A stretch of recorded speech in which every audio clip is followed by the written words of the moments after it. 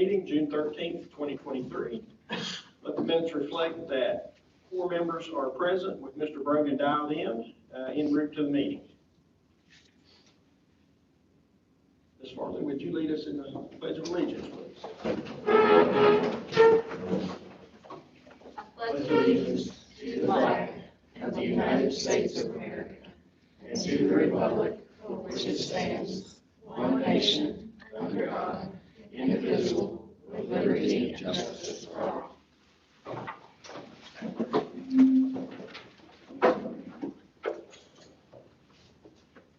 Okay, item 3, approval of agenda adjustments. I'll make a motion that we pull R.T. Rogers and Safe and Sound out and handle those separately. Second. Motion by myself, seconded by Mr. McBride, that we pull R.T. Rogers and Safe and Sound out on the bills and handle those separately. Any discussion? All in favor, please say aye. Aye. I'd like to make a motion that under personnel that we pull the principal of Summers County Comprehensive High School to be dealt with separately. Second. Okay, we have a motion by Mrs. Harvey, seconded by Mr. McBride, that we pull under personnel the principal of Summers County Comprehensive High School out and handle that one separately. Any discussion? All in favor, please say aye. Aye. Aye.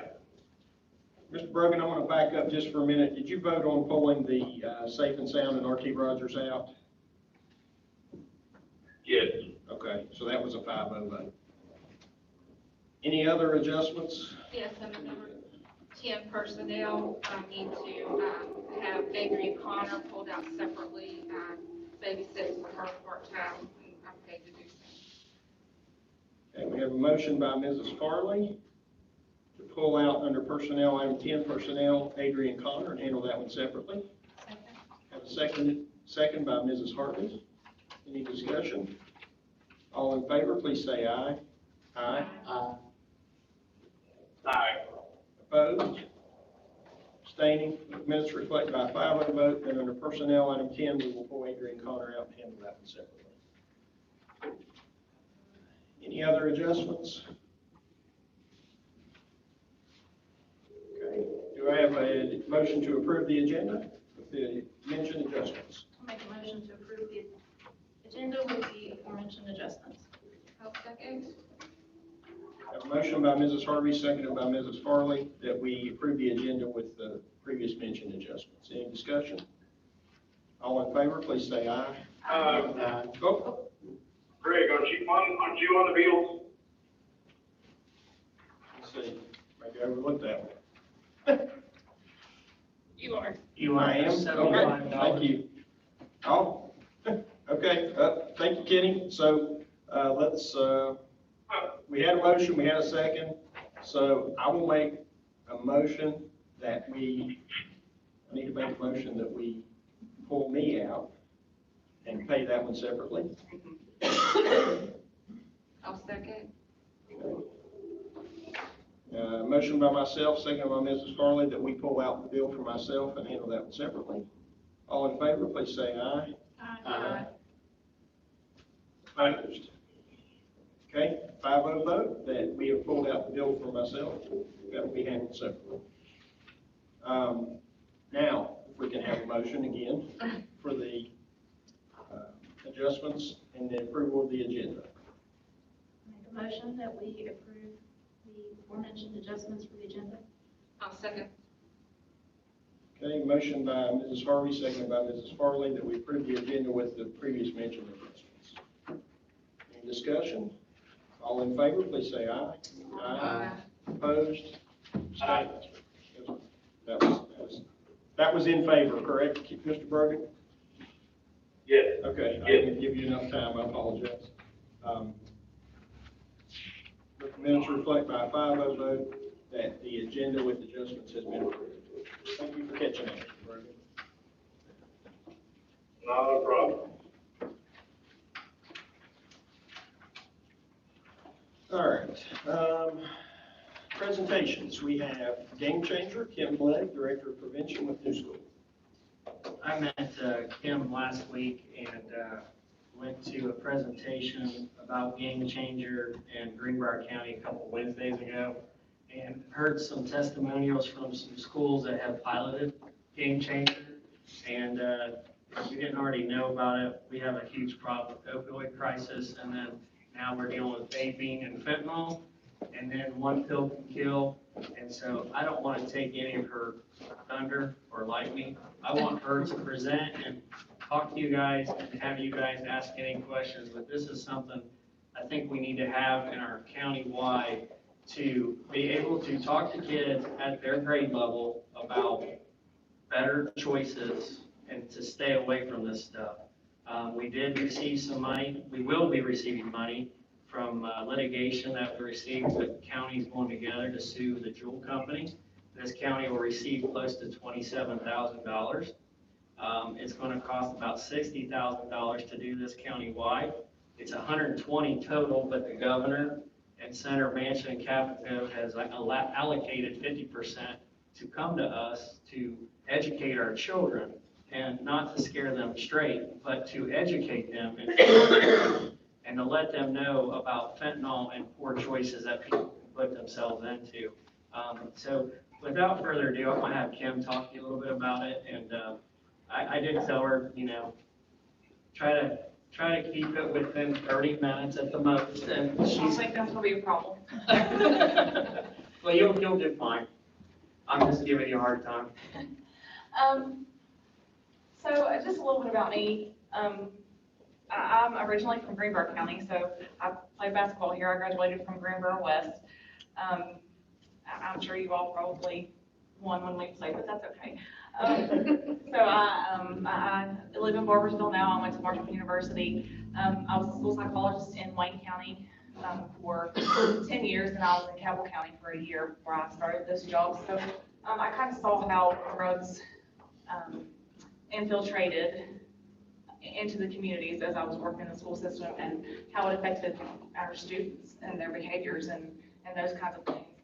And students that you, and people that you think wouldn't necessarily become, have a substance misuse disorder, ended up with one. So this subject is very near and dear to me just because I saw it firsthand, how it affected the community. So I'll start out with a short video. I think maybe you guys, Mr. Ward will send it to you all, but I'll go ahead and play it again just in case, because I was supposed to get it there on Sunday and I didn't quite make it. So I'll go ahead and play that for you all now. And this just kind of tells you kind of what we've done in this last year in the schools. Good evening, ladies and gentlemen, and welcome to the third annual Game Changer Golf Classic. Vince Lombardi once said, individual commitment to a group effort is what makes a team work, a company work, and a society work. Your presence here tonight demonstrates. Let me try this Good evening, ladies and gentlemen. Wait until you're off to PowerPoint and just put it in. Golf Classic. Vince Lombardi once said, You know that link you sent me on an email? You can pull it up that way maybe on the server. Can I help? Sure.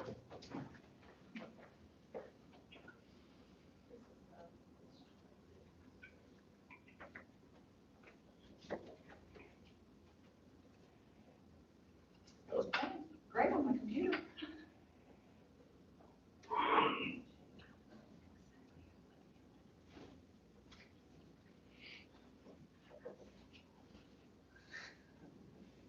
Yeah, I get what you're saying.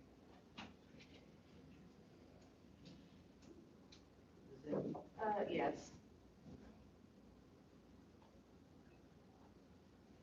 good evening, ladies and Thank you, gentlemen. Jeff. Welcome to the third annual Game Changer Golf Classic. Vince Lombardi once said, individual commitment to a group effort is what makes a team work, a company work, and a society work. Your presence here tonight demonstrates your commitment to our group effort, to our Game Changer team. As Game Changers, we are committed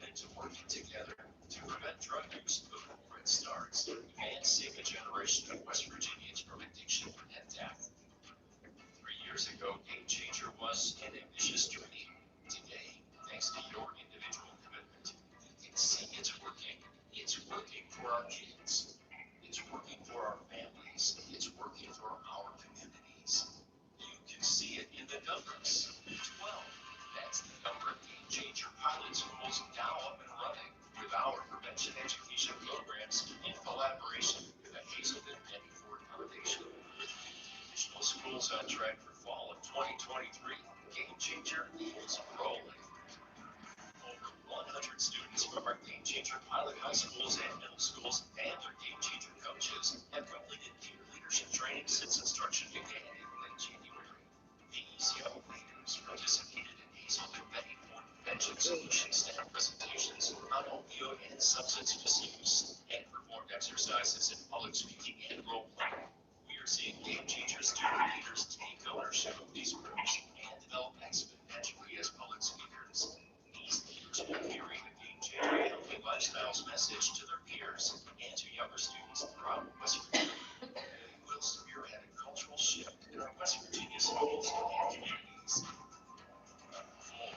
Intensive student education seminars are an important component of our Game Changer elementary school prevention education programs. These forums help students develop healthy habits, alert students to the risks of substance misuse, and help them develop skills to resist drug use. They show young people how to find and keep support, how to obtain substance-free healthy highs, and build resiliency around adverse childhood experiences.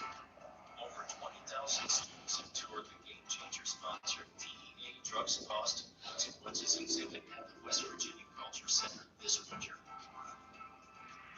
35,000 West Virginia students have attended in-school screenings of Game Changer One Pill Can Kill long-form video, and thousands of young West Virginians have watched it online. The video is a key component of our One Pill Can Kill fentanyl prevention education program. Collaboration with the Drug Enforcement Administration and the Discovery Channel. The program includes a parent toolkit designed to help parents learn about the opioid problem and open up lines of communication with their children in the home setting.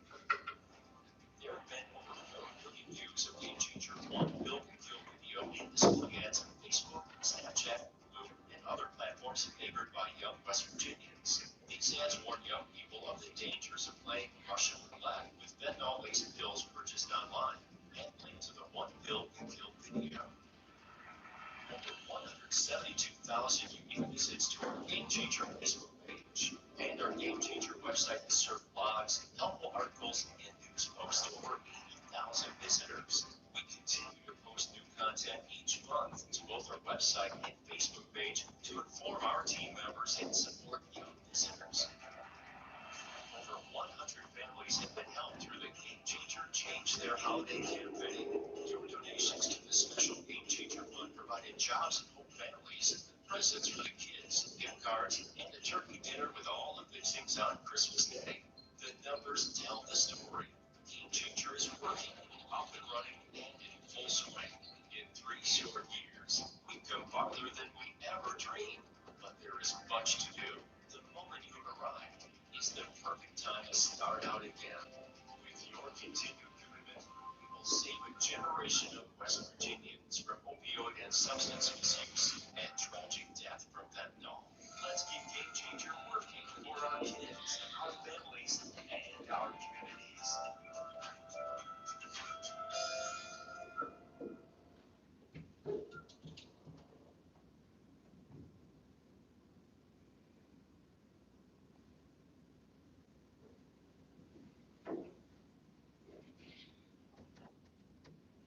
Okay, so that's just kind of a brief summary of kind of what we've done this past year in our communities. Game Changer at its heart is a student-powered substance misuse program. So really a lot of it is in the hands of the students. We kind of guide them and we instruct them and teach them. But a lot of the substance is in our peer leadership team that we build within the schools. Where we started is with this fellow, Joe Bozick. He is the executive director of Game Changer, so he's the one that started it all.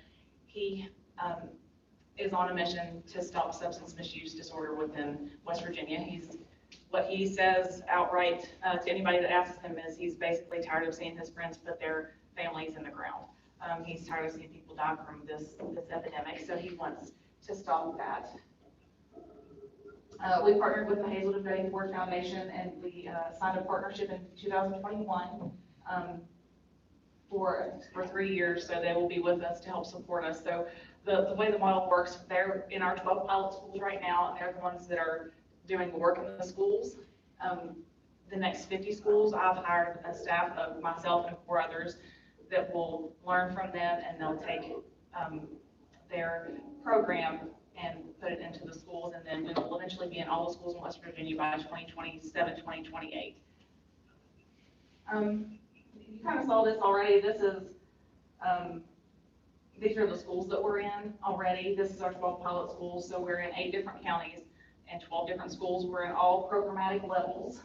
So we have 3 elementary schools at this point. We have 3 middle schools, 5 high schools, and 1 middle high school, which I understand is kind of you all will be a middle high school or already a middle high school here as well. So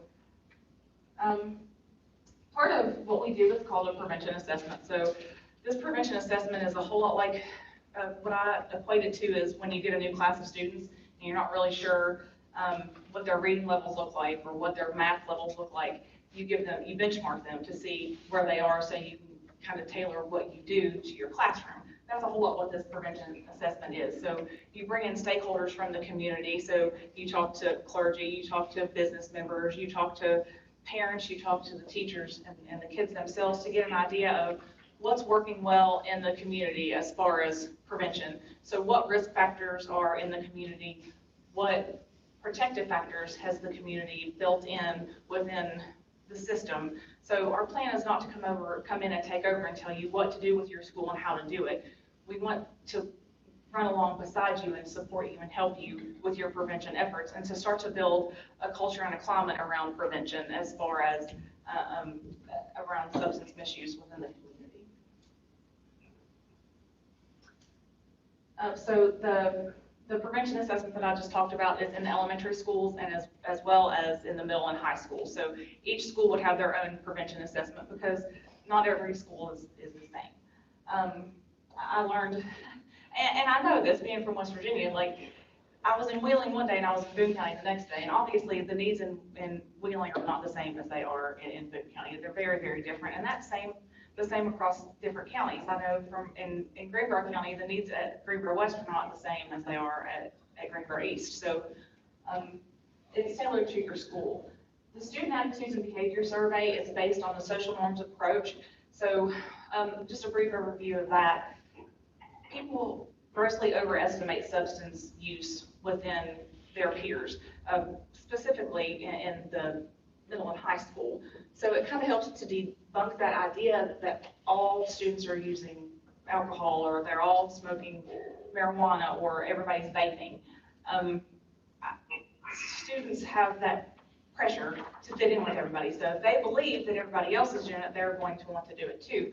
So this data would be specific to say your middle high school to show this is what you all think is happening, but this is what's actually happening within the schools. So it takes off some of that pressure that they feel like that they have to use as well.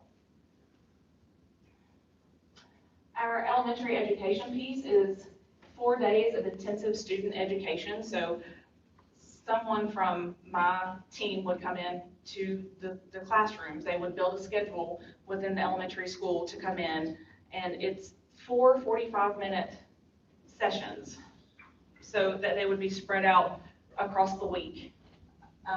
They're built, obviously, you don't necessarily want to come in and start talking to 3rd graders about alcohol use and those things, but you can start building those ideas around resiliency in those students. You can talk about healthy decision making. You can talk about refusal skills. So I know when I was going through school, we were going through the Just Say No campaigns. So they told you to just say no, but they didn't really tell you why you should say no. They didn't tell you how necessarily how drugs affected your body and your brain, and they didn't give you the skills to say no. They just told you to say no. So this helps to build those refusal and communication skills. It helps them identify healthy role models and people within their communities that they can go to if they need to. I'm sure I'm not telling you all anything you don't already know, but not everybody in a student's household would necessarily be a safe adult. But it helps them to identify those safe adults that are in their community or within their schools. So they have somebody to go to. It helps to teach them about healthy habits, and it helps about to tell about how to help a friend. So, and especially in the middle and high school, you may see one of your friends kind of taking an unhealthy path around drugs and alcohol, and you don't really know what to do. So this helps to build those skills as well, so they can help their peers along the way. This is my favorite part, the peer leadership team, because this is where I see the changes in the communities. So these students are trained, it's a 3-day training. The first day is to help to plan what the rest of the training will look like for the students. So we're working with the coach. One of the things I forgot to mention is in all of the schools there will be a game changer coach. They get a $5,000 stipend, so it's a paid position for them, a little extra stipend, and they're the ones that are helping to build that culture and that climate around this drug prevention effort. So they're kind of the go-between between the school and the game changer specialists that would be assigned to the school. So we meet with them to do the training, and then we're alongside them. The first day of the training, we teach the students how to tell about who they are. So who are you? What do you like to do? Why do you choose not to use substances? So if it's a high school group, they would go to the middle school, because if you remember transitioning to that next programmatic level, you think about all these things that you think you're going to have to do. There was one of the little boys that was in one of our groups is a 5th grader, and he was going through the prevention assessment, and he said, well, I know that I'm going to have to start vaping next year. Like it was something that he had to do. Like he's like, I've got to get my pencils, and I've got to get my pencil box, and I've got to get my trapper keeper, and I've got to get my vape, because that's just what they do at the middle school. So we kind of worked with them and thought about why do you think that is? But this program works to debunk some of those ideas and misunderstandings that these students have. And then you have the middle or the high school coming in so if it's the middle school, they would be coming into the elementary school and saying, this is who we are, and this is why we choose not to use substances. Again, just to relieve some of that pressure for them to think that to be cool and to fit in at the middle school that they have to use substances. And then day 3 is helping to refine those skills and planning next steps of as far as where, what do you all want to do as a peer leadership team. There are several different things that they can do as a peer leadership team to get out to the community and spread that message of non-use in the community. So our takeaway messages for the students are, if you're choosing not to use, you're in the majority. Again, I think students think that everybody else is using substances, so to fit in, they have to be cool. So this helps to spread that message that not everyone is using. Another message is all use equals risk, especially now with fentanyl being in vapes and being in marijuana and things of those nature, or just a simple pill. All use equals risk. We also talk about other risk factors such as delaying use as long as possible. The research shows that the longer you delay use, the less likely you are to become addicted to any substance. So we talk about that. We talk about it being something that could be genetic in your family. Just things along those lines to teach them and educate them around substance misuse.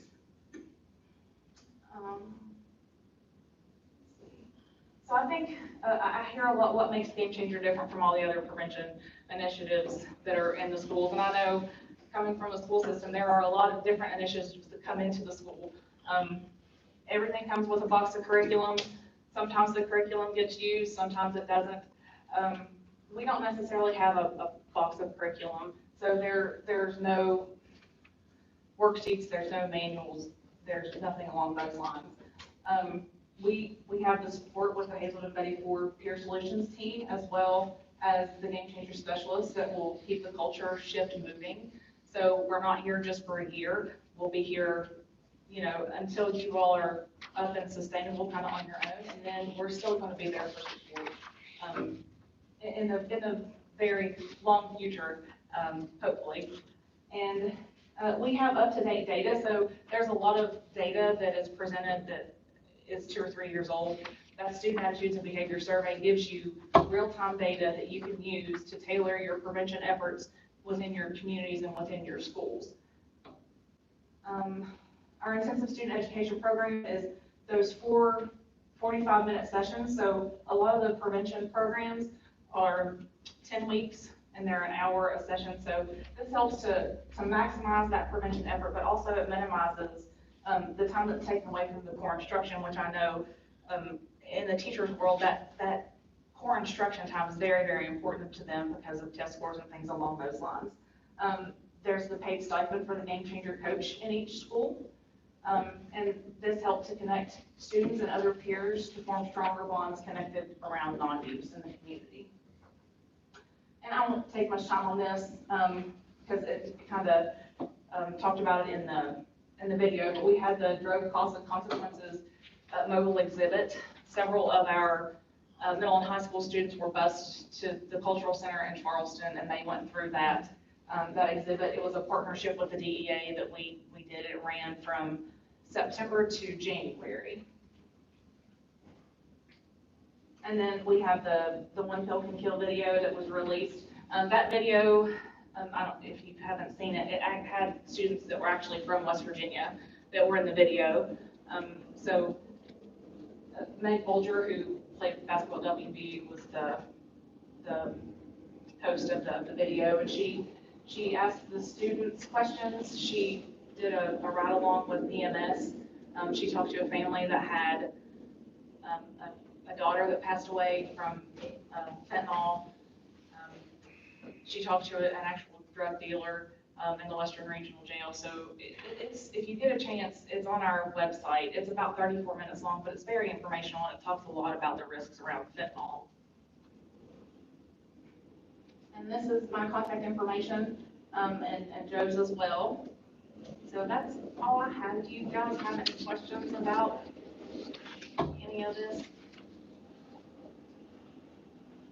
So, can you go back to what you were talking about, the time that would be allocated for this to prevent the kids from having to come out of classes? How does that look in one of the schools that you're implemented in already? So for the middle high school, there would be times that once you've built that peer leadership team, they work around, and a lot of times they meet kind of like a club would. So some of them are meeting before school, some would meet after school if there's time allotted, but we work with the coach to find out what would be the best times for them to meet to minimize them being out of classes, obviously. Sometimes you have to get very creative because I know schedules in the schools, especially in the middle high schools, are very, very packed. So we work with them to look at that. For the elementary, which I think is what you were speaking to, we have, it's 4 seminars and it's across 1 week, so it's 45 minutes. So we would go to say 8 o'clock to 8:45, we would be in a 3rd grade room. And then from 9 o'clock to 9:45, we would move to a 4th grade room. So, and we would do that for a week long. We also are very cognizant of trying to not have them miss the same content area across those 4 days. Obviously, those core contents are very, very important as well. And as far as that core piece, that's only for that week-long period. And one of the things that we learned this year is planning a little bit better around when test time is. And getting closer to the end of the year, we have to be very cognizant of that because we definitely don't want to interrupt that kind of instruction that those students need. So with it being a peer-led or a student-powered program, do So the coach that gets the stipend would be an instructor here. Would that be? Yes, it would be somebody that works within the school, and it would be, my recommendation is somebody, obviously, that's going to kind of have a little bit more, like they're freed up a little bit more, somebody that has some social power with the kids, so the kids are more bought into it. Coaches oftentimes are very, very good, but we have a PE teacher at Ramage Elementary that does an amazing job, and he brings a lot of the ideas into the PE room because he's able to do that. Some of them have counselors. I know you all have communities in schools, is that right? That would be a great person too, because they're already out in the communities. They certainly would be a great person as far as looking at that prevention assessment piece, because they know what's going on in the community, they know the risk factors and those kinds of things. So then with it being student-led or student-powered, is there in the high school, middle school, a structured time that the students would meet to discuss this, or you mentioned it being similar to a club? Mhm. Would it be for those who are interested, they would come and join? How does that, I guess I'm just trying to understand how it works. No, I appreciate that. A lot of schools have done it differently. A lot of times that game changer coach has a good idea. I would recommend that you have a variety of different students. You don't want all athletes. You don't want all honor students, because you want your team to be relatable to everybody in the school.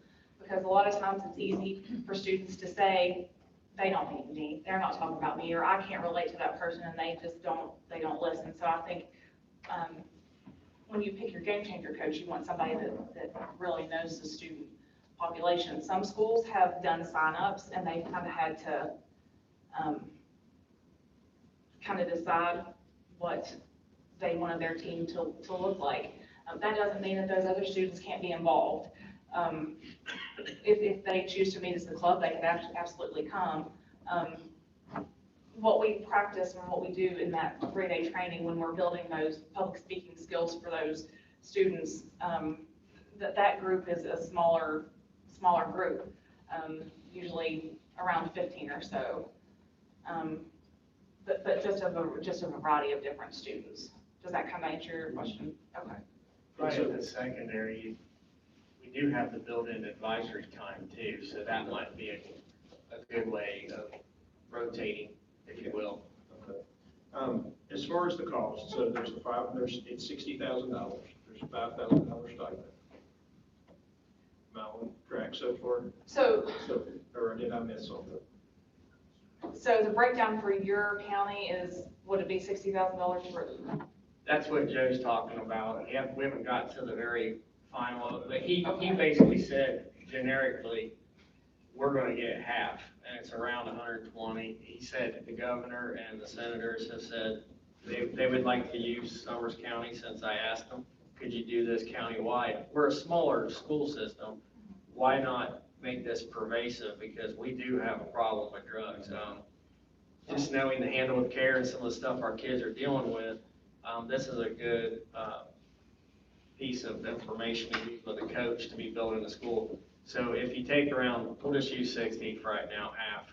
From what I understood, around 40,000 does go to Game Changer, and the other 20 would be towards paying for the coaches in the school system. We did talk about it might be better to just have one coach for Talcott and Junction Branch and have 2 coaches here, because you have 6, 8, 9, 12 that have differences. If we do it like we do community schools, where we do it with 4 coaches, that might be more doable. And so is that cost also related to supplies for the program? Are there supplies for the program?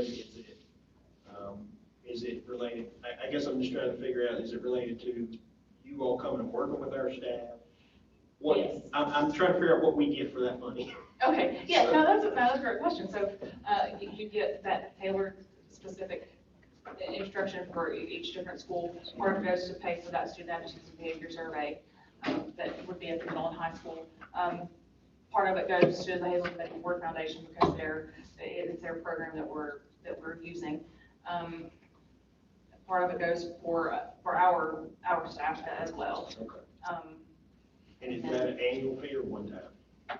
It would be an annual fee. Annual fee. And I don't quote me on this, because Joe is the money guy, but I think that there's the potential for that cost to go down over time. So, and so the way that the game changer, let me just do one school. So one school would be $30,000. We pay half of that, so it's just $15,000. We take $5,000 of that and give it back to you all to pay your coach. So it actually comes out of your all's pot of money for several reasons. The biggest one is retirement. Like, it adds a little bit to their retirement, so it helps with that as well. And that originally we were just going to pay out of that $15,000. So we would just take 10. We would pay 5,000 back directly to them, but they've worked it out so it'll be incorporated into their retirement, things along those lines. You mentioned the governor and the powers that be indicated they were going to give 60,000 roughly. Is that something they've talked about going annually, or is that just something they're talking about one time? Have we heard? Okay. I don't want to put anybody in a position. I have no idea on that one. I really don't know on that one. And I think from my conversation with Joe and Kim can correct me on this one, I think Joe's always trying to find money for schools, and he's focusing on West Virginia right now. They just want, because this state's been hit the hardest, and so they want to serve this state first. If things work out well, they're going to market it to other states, but they have to see their results. And one thing that's nice about this is we will get a student survey back to see their perception of what their environment is when it comes to drug-related issues. Now, I'm not saying they're 100% right or wrong. It's just how they view the world. And so then what we can do with that data is work with the students to have those conversations with them that's appropriate to their grade level. Because you're going to look at PK through 2, and then 3, 5, 6, 8, 9, 12 to work with those groups to make it age appropriate. Yeah. Last question. Do we know when, do we have any idea when we will hear on the Jewel settlement? I don't know yet. I'm still waiting on that one. But as soon as the attorneys always get their cut first, let's just be honest. All right. Any other questions?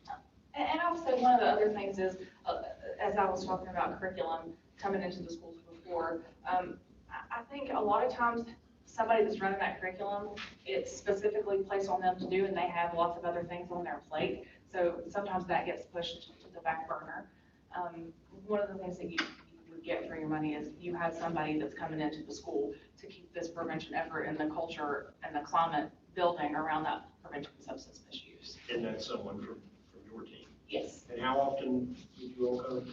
I said I was my last question. No, that's okay. I want to answer all the questions I can. So the way it has been laid out, it's about once a month. So we would come and meet with the Game Changer coach. Some of that would be prevention, the prevention assessment that we would be doing. We would be talking to the communities and working with them, the stakeholders, to find out, to get a good grasp on what the prevention efforts are in the community. The rest of that, we're working alongside the coach to help them get ideas and to build with what can they do with that data. So we talk about different substance misuse or social norms and approaches that you can use. So some of them have decided that they're going to take that data and they're going to use it at the football game on the Jumbotron to talk about 75% of students at Summers County High School are not using substances. So they're getting that message out to the community and to the rest of the students. So that's kind of at the forefront of into the community. Some of them are making posters. So when the students walk by, they're coming down the stairs and they see that piece of data, whatever data that they choose to use. Some of our other schools are, they're sending out like one piece of data a week to the principal to let the teachers know. The teachers are writing on the board. Kids are nosy. Kids want to argue about things. Kids want to talk about things and debate things. So they come in and they see this 95% of students at the middle school have never vaped. And they're like, I don't think that's true. And it's not the teacher's job necessarily to argue with them, but it's to start that conversation. and to start talking about health, and then they start talking about things like, well, but such and such doesn't vape, and so they kind of start coming to their conclusions on their own. So I heard you're going to get us a gentleman throwing football. Well, don't write that down anywhere. I would if I could. Any other questions, comments? Is this a for-profit company or a nonprofit? It's a nonprofit. Okay, thank you for your Absolutely. presentation. Thank you Thanks, all for Kim, your appreciate questions. it. And if you all have any other questions that you can think of, feel free to reach out. Mr. Lowell has my contact info, so I'll be glad to answer anything I can for you all. Thanks for having me. One thing you said, I forwarded to those guys, so that link that you sent, yeah, they received it. Okay, So anything you have else that you want to send me, I'll be glad to forward on and make them informed of a future decision if we do an MOU with Game Changer. okay, I can send you, it's more for our pilot schools, but it's called a school orientation guide, and it's Hazelton and Betty Ford printed it out, so I can send that on to you all to look over as well. Okay. I'll print that out.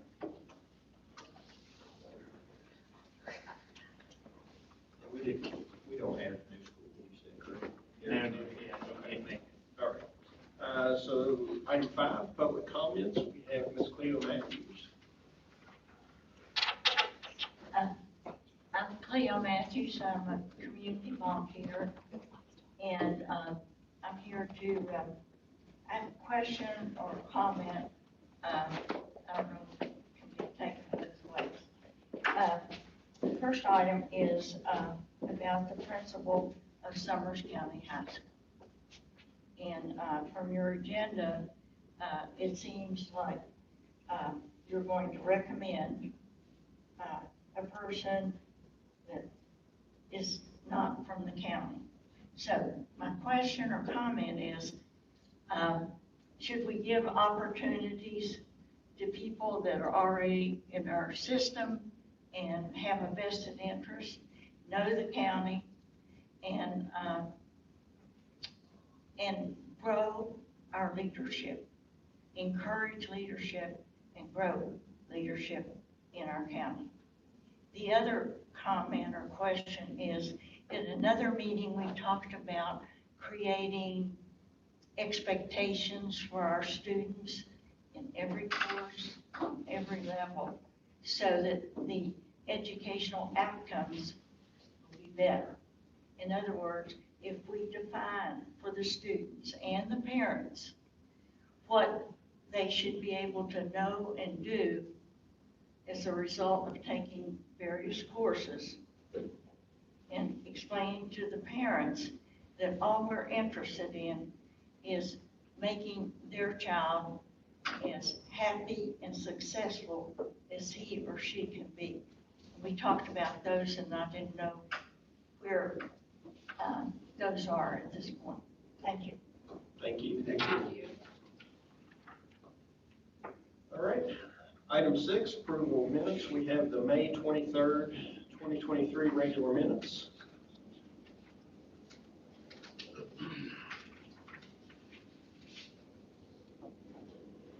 I'll make a motion that we approve the minutes for May 23rd. I'll second. Motion by Mr. Brogan, seconded by myself, that we approve the minutes from the May 23rd, 2023 regular meeting. Any discussion? All in favor, please say aye. Aye. Opposed? Abstaining? Let the minutes reflect by a 4-0 vote, with Mrs. Harvey abstaining, that the minutes from May 23rd, 2023 regular meeting have been approved.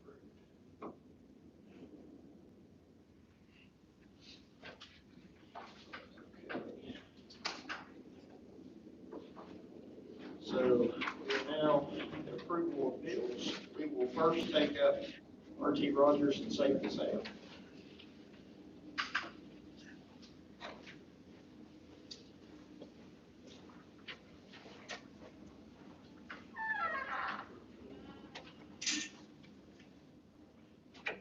we have before us the bills for R.T. Rogers and, what was it, one for second sound? Yeah, there's a second. Okay, I did get this again. So we have before us the R.T. Rogers and Safe and Sound bill. Motion that we approve, or that we pay R.T. Rogers and Safe and Sound. Second. Motion by Mrs. Harvey, seconded by Mr. McBride, that we pay the R.T. Rogers and Safe and Sound bill. Any discussion? All in favor, please say aye. Aye. Opposed, abstaining. The minutes reflect by a 4-0 vote that the bills for R.T. Rogers and Safe and Sound have been approved for payment, and Mr. Brady recusing himself.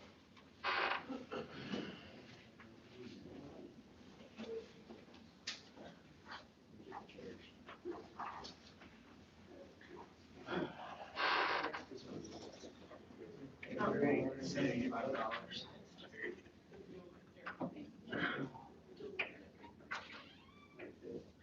Now we have before us the bill to pay Greg Angel for dual credit. I'll make a motion to pay Bill Grady. I'll Second. I'll second. All right, we have a motion. Is there any discussion? All in favor, say aye. Opposed? Abstained? Let the record reflect by 4-0 vote, the motion carries with, Mr. Angel recusing himself.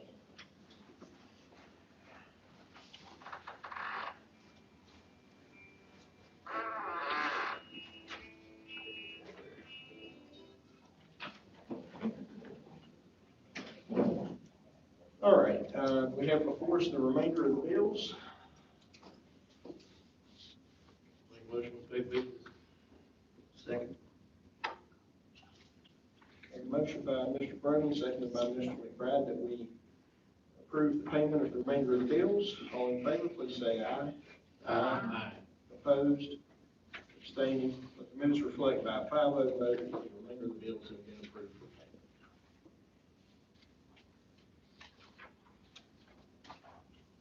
All right, item 8, budget update information.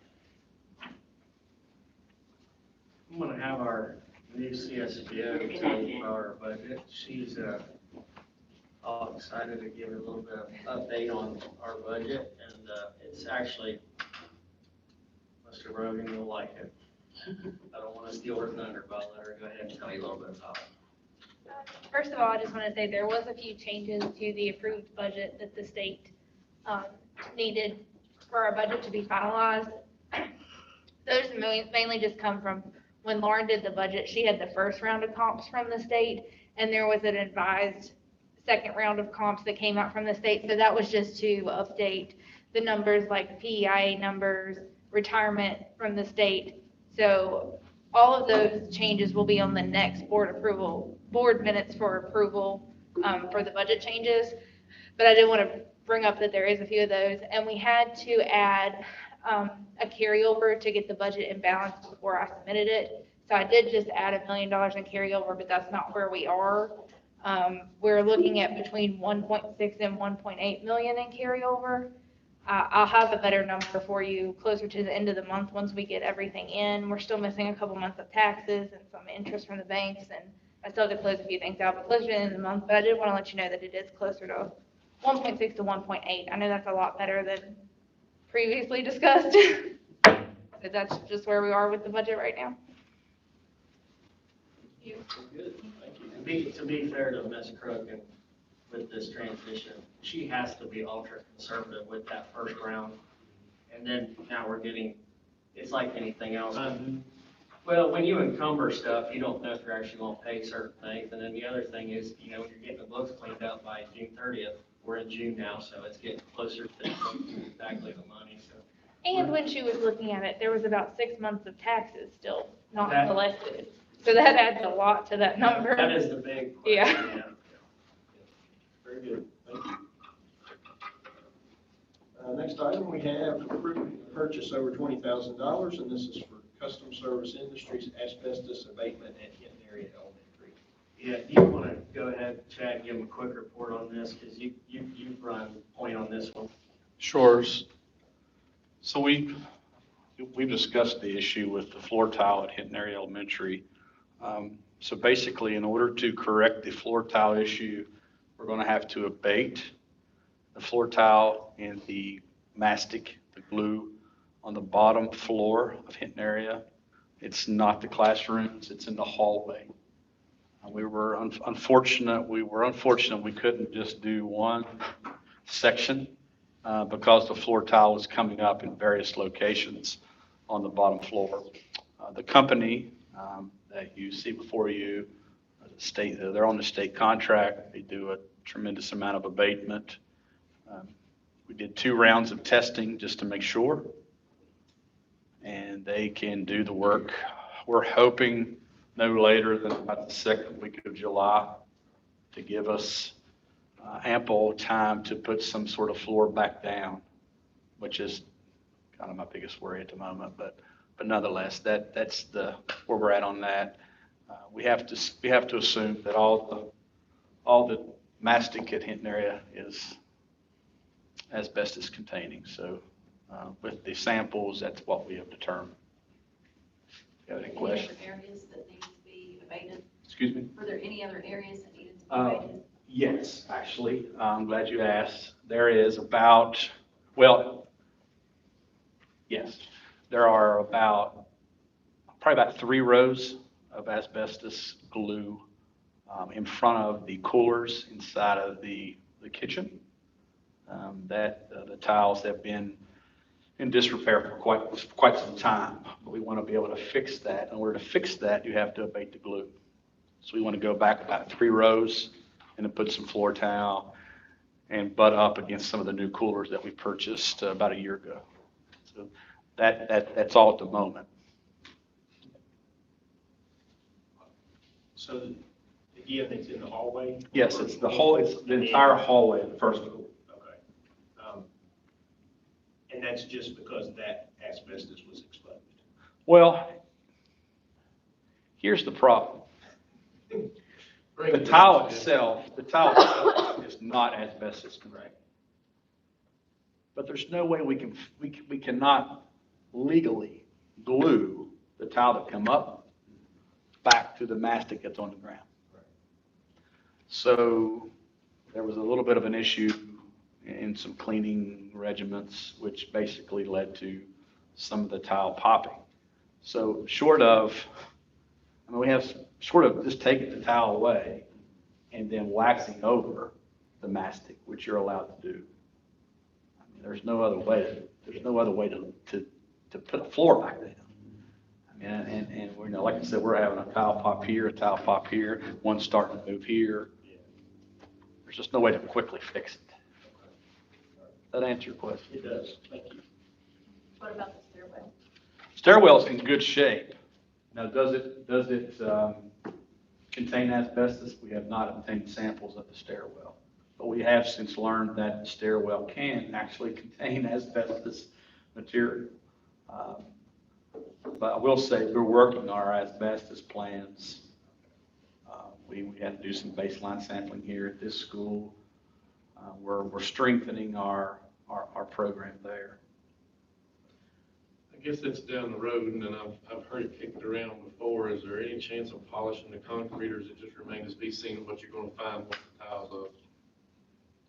Well, I know from health standards, floors have to be smooth, non-absorbent, and easily cleanable. But I do know once you paint something, you're constantly painting it.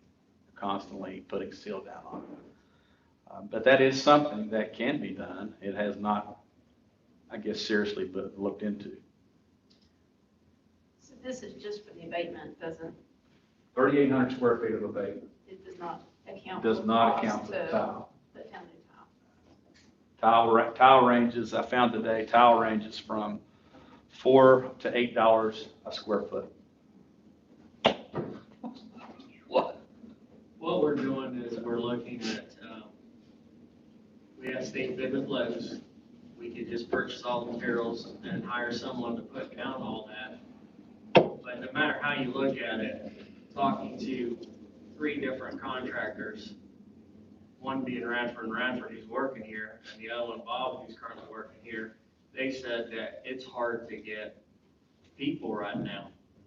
The job market is pretty saturated, and we're going to do the best we can to get the school to open on day one. And to answer your question, Mr. Brogan, if we can possibly use that as an example, sanding it all the way down and polishing the concrete, that is on the table as an option. The good news is, went ahead and took a piece of paper that we have to put together when you go with ESSER money, as you can see here.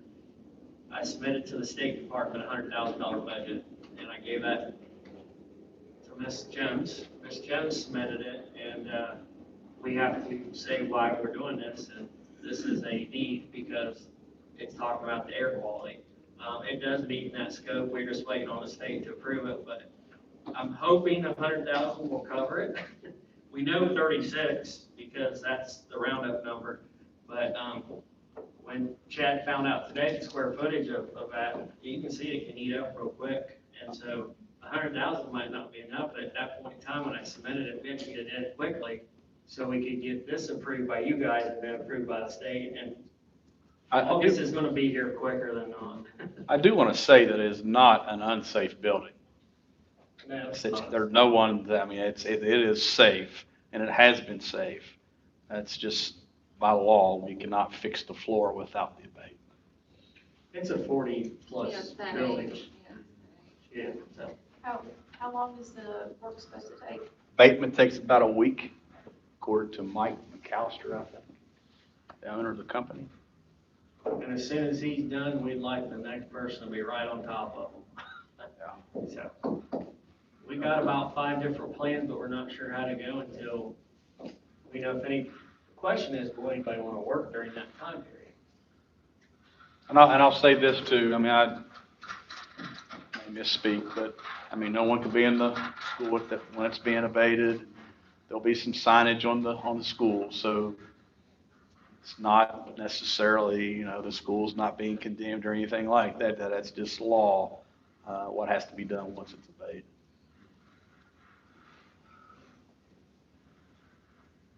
Thanks, Mr. Renner. So, do I have a motion? I'll make a motion that we approve the purchase of Custom Services Industries, $35,828. Second. A motion by Mr. McBride, or Mr. Brogan, seconded by Mr. McBride, that we approve the Custom Service Industries asbestos abatement for $35,828. Any discussion? One last question. Yep, go ahead. Was this project bid out? It does not have to be bid out, it's part of the state contract. We went to the state contract for purchasing, and that's how we went with that. I just want, Chad, thanks for staying on top of this, and Ms. Jones, appreciate you giving us the final word on the ESSER money. Safety. All in favor, please say aye. Aye. Opposed, abstaining. Minutes reflect by a 5-0 vote that the purchase for Custom Service Industries asbestos abatement $35,828 has been approved. Discussion of possible action to approve the following policies. In-county students attending out-of-county schools. There was amendments and revisions to that open enrollment and in programs of study for limited English proficient students, and an amendment or revision to that policy as well. That was changed to English language learner students. Any comments on those? I'm just curious, do we have any of the English language learner students? What was the question? Oh, we do have two?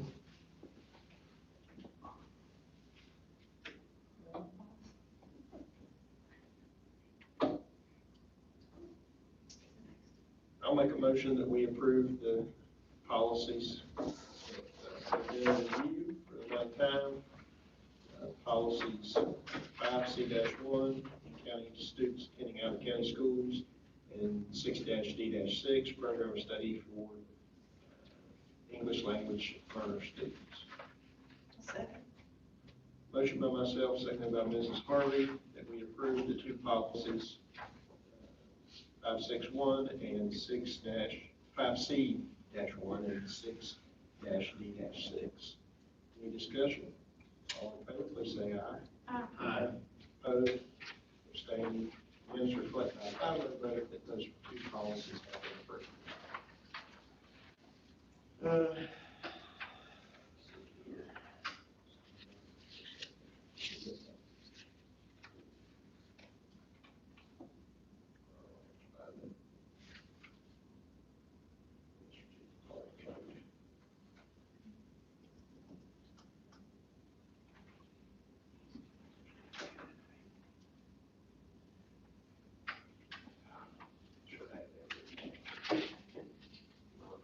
Sign it wrong. Should have it written down.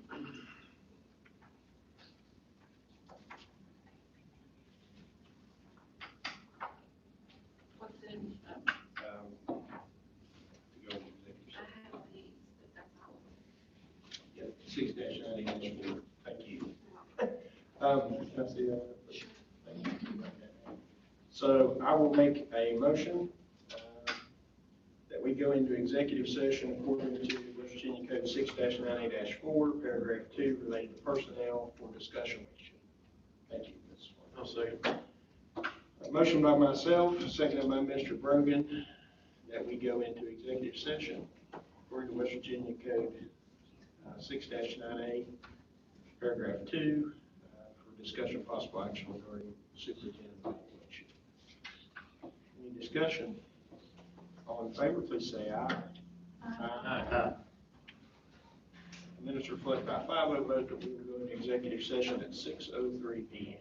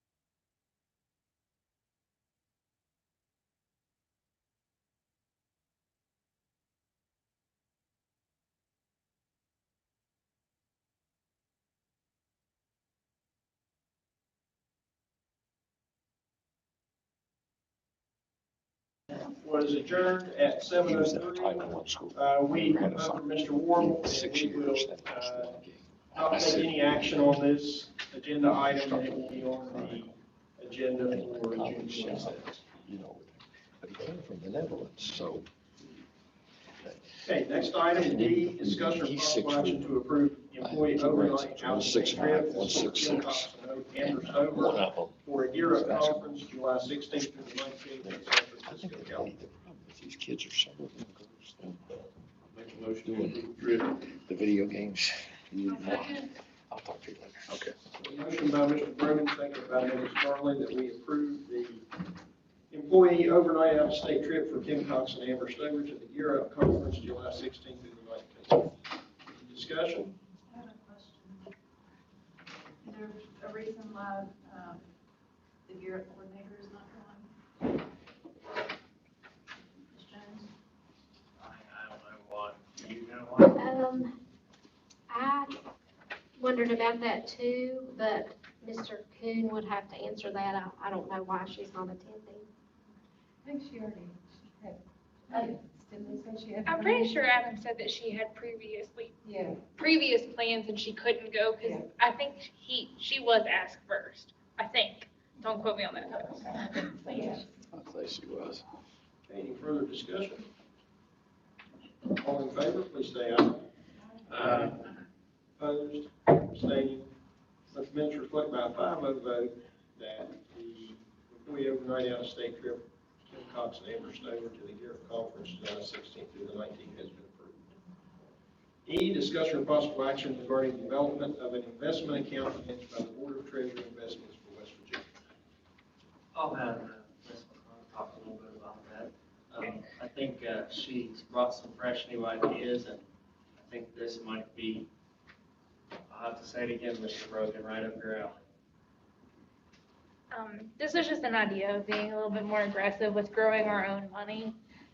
Currently, the investment account through the Treasury manages a couple different money market accounts. The one that most boards use is the West Virginia Money Market, and it's currently at 5.2917% interest. Our City National Bank account is only at 2.8%.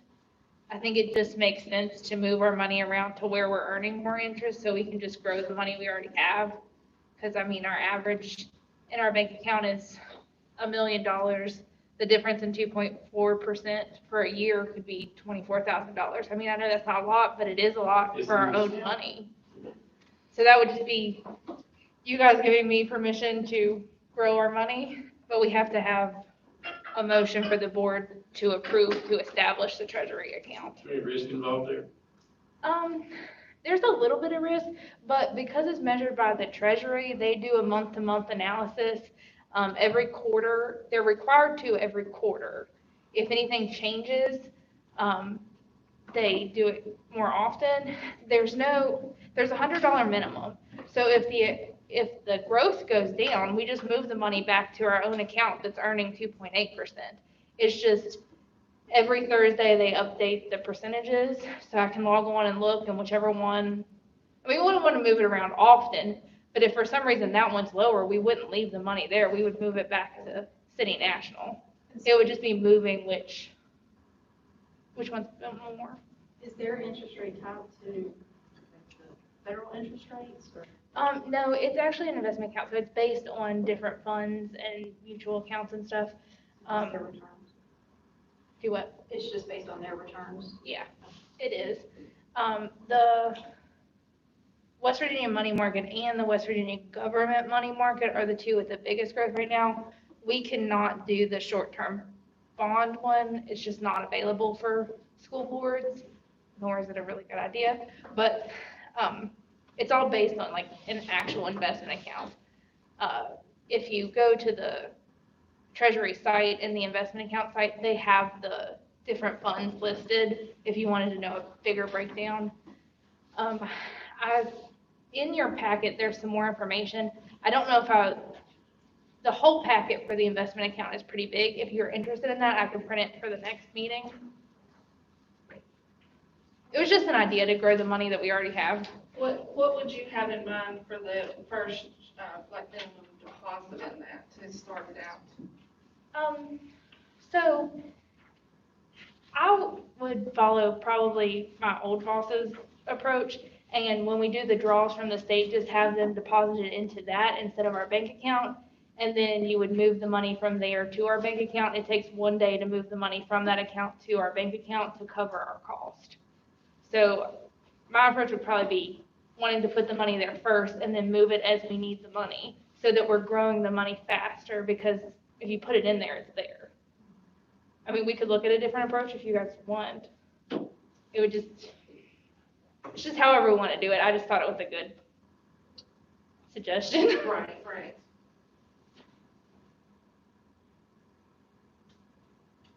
Are there any fees involved? None? There's no That's a fees. transaction fees.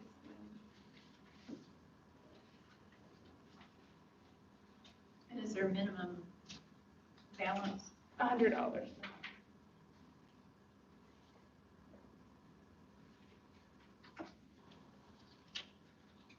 And is this used more as a savings account?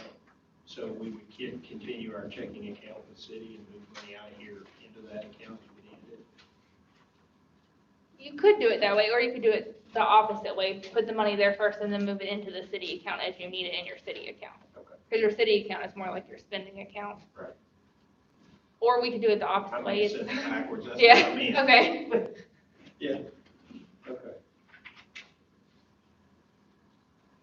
And if you want more information or whatever, So I can you just give need it. permission from us? I just need permission to establish the account, and then there's paperwork we have to fill out. But once the board votes, it will attach the minutes to that saying that we can create the account.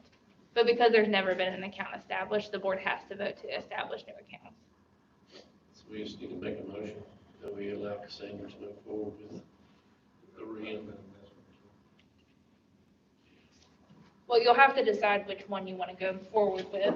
It'll have to be the West Virginia money the West Virginia money market or the West Virginia government money market. What's your advice in that regard? Almost all county boards go with the West Virginia money market. The West Virginia money market has like $9 billion invested, and the West Virginia government money market has, I think it was 500 million. So I would go with the one that has billions invested versus the millions, just because that's what more commissions and county boards and stuff have their money in there. So I would think that the Treasury would put more emphasis on making sure that one's more solid because of the sheer amount of money in it.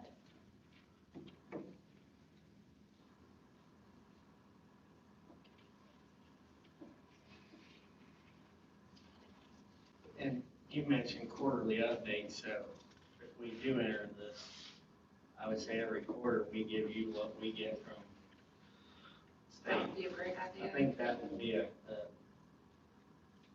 nice little safety mechanism there to say quarterly, when we get that report, we give it to you. Yeah, any reports or any progress that we get, we'll pass on to you as we do them. And at some point, if it's not making money, we just make the deposits back into the city account instead of that account, and we just leave $100 balance in there. Well, I'll make a motion that you develop, or that you establish a West Virginia money market pool investment account managed by the Board of Treasury. I'll second. So motion by myself, seconded by Mrs. Farley, authorizing the development or the establishment of a West Virginia money market pool account managed by the Board of Treasury. Any further discussion? All in favor, please say aye. Aye. Opposed, abstaining. Minutes reflect by a 5-0 vote that the item has been approved. Thank you for bringing that to us as an option. All right.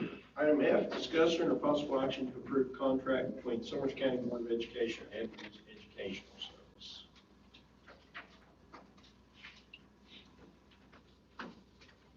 You guys have the MOU in front of you, and then on the back side, Ms. Jones with her job, collects data from surveys to see how we're doing with our professional development. Ms. Jones, do I need to add anything else other than that? If they want a quick update on where we're at, maybe, that would help a little bit. The elementary K through 5 math standards, we deconstructed 57 of those between kindergarten and 5th grade. Those are considered our priority standards. So those standards have been deconstructed, mastery matrices have been completed, and teacher-made assessments. That's not all of these standards, but when you look at the focus standards, the other standards fall underneath those. So those skills are embedded in the priority standards. We're going to print those for the teachers over the summer. So we would like to continue this type of work and involve the ELA standards this year and move forward with our ELA curriculum. The high school made a lot of progress on their standards as well. As you know, they didn't have math teachers in some of the grade levels, so Ellen Holt worked extremely hard. Theirs are not completed, but they do have a lot finished. So we've made great progress. We would just like permission to keep this PD going and sustainable. Are there any options? Of course, I don't know if this is the appropriate time to discuss it, but when we had the LSIC meeting, what we saw on the board just wasn't very impressive at all. And we're 3 years deep in this thing. I'm just not seeing the bang for the buck. If you look back at the summative assessment scores, 3 through 8, from previous years, we are making steady growth. It's not major growth, and I can't discuss our state scores at this meeting because they're embargoed, but we are making steady steps of improvement. And research does say that PD is just not one session per year, it's ongoing for teachers and educators. Ultimately, it's your decision, but we've had multiple teachers come and speak to you all this year and give you examples of how they're using that professional development in their classroom.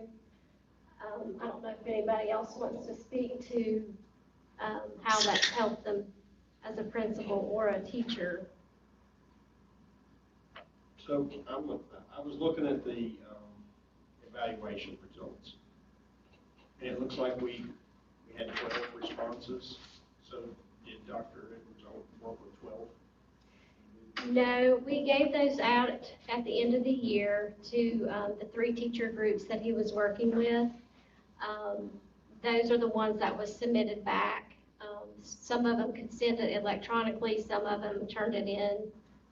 So not all of them turned one in, but that's the majority of the teachers that we had. Do we have a number of how many he worked with?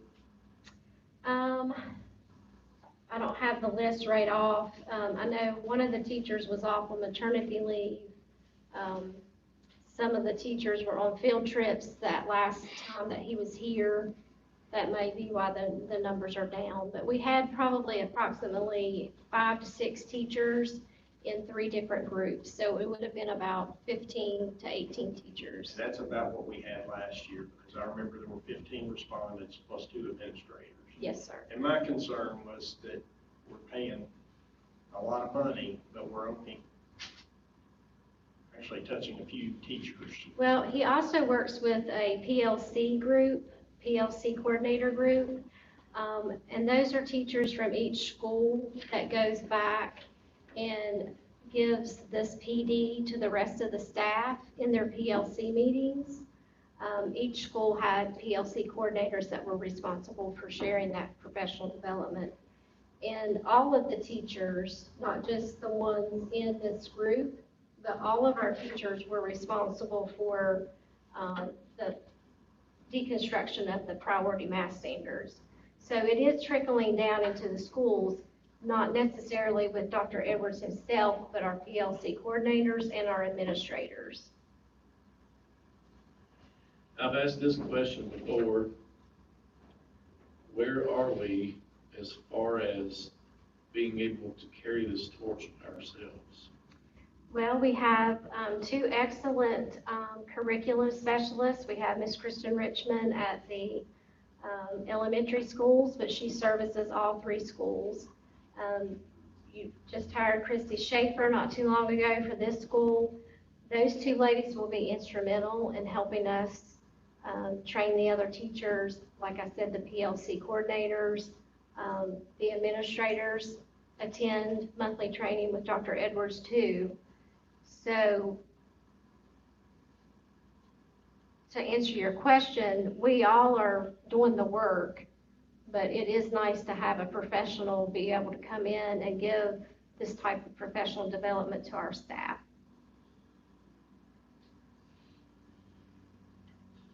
And if we had the budget for it, how long would you like this to continue?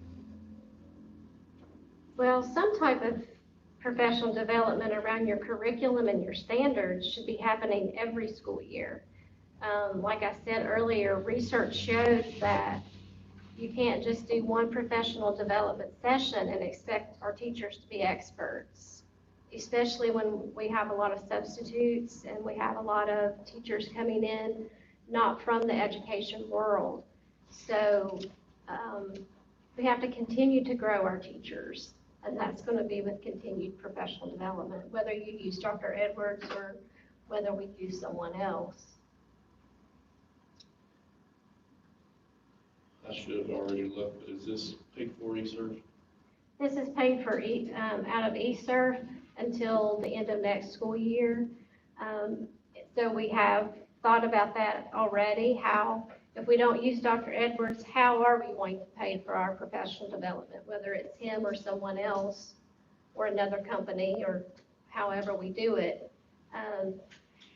We have 3 schools receiving money from the State Department from being identified schools that need improvement.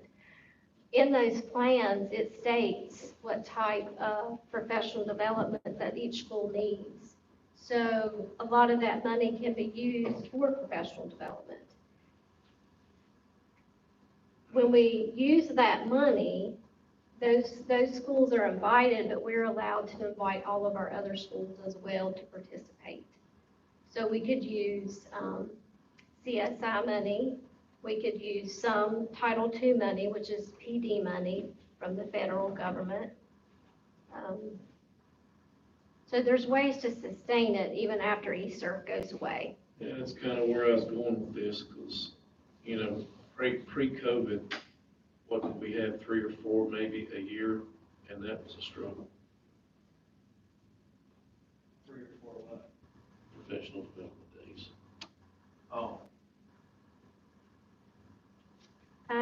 We are going to build in the 2-hour delay PL days once a month this coming school year.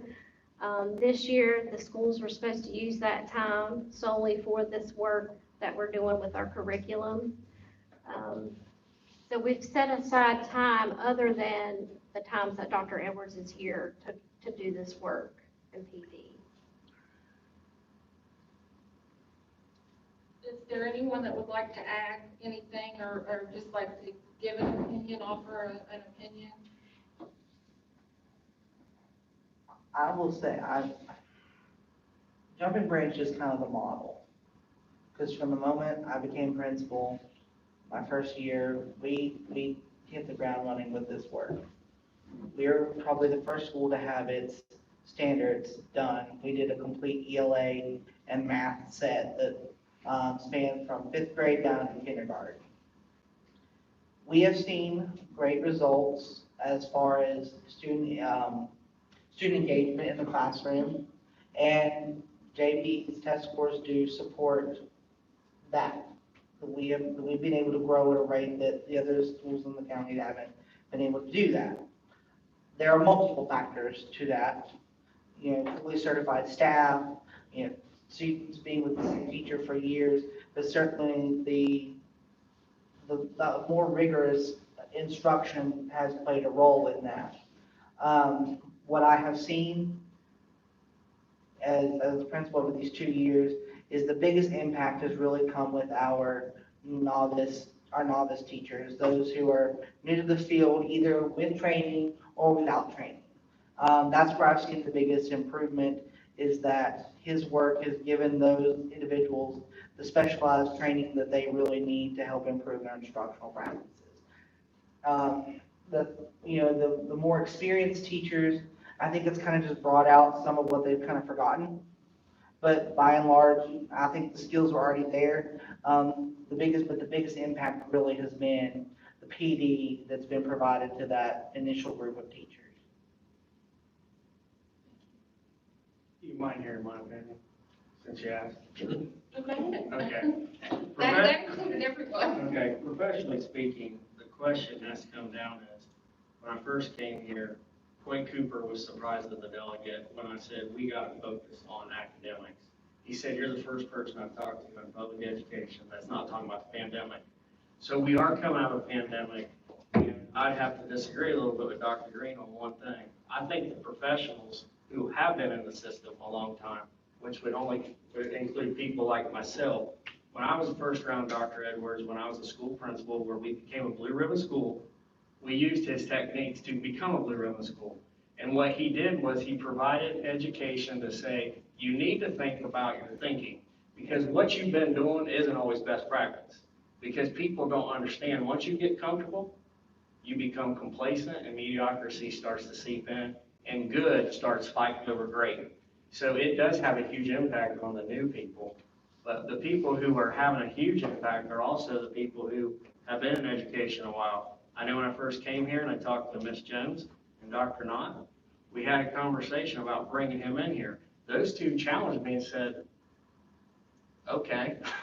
And we had that discussion. I think what happens is you cultivate discussions and stretching people, and you start looking at how is it that we are doing things this way and we keep getting the same results. That's insanity. At some point we have to say, guys, we got to try something different. This comes with research. He has plenty of research to share with you on what's best practice. He's been in multiple countries. He still is working in other countries. He comes with a great wealth of information. He never charges for text, phone calls, emails. So really when you figure this in, he does not ignore anybody. He tries to have good feedback. Our principals have his cell phone number. Our teachers have his cell phone number. I think it's great that this guy wants to provide growth for a county. He thinks it's a huge bite that he keeps telling me, you're doing stuff a little outside of the box that I want to do is do a county initiative, but he sees that it's a smaller county and maybe we can do it. I think this county needs to get revived, and we have smart kids.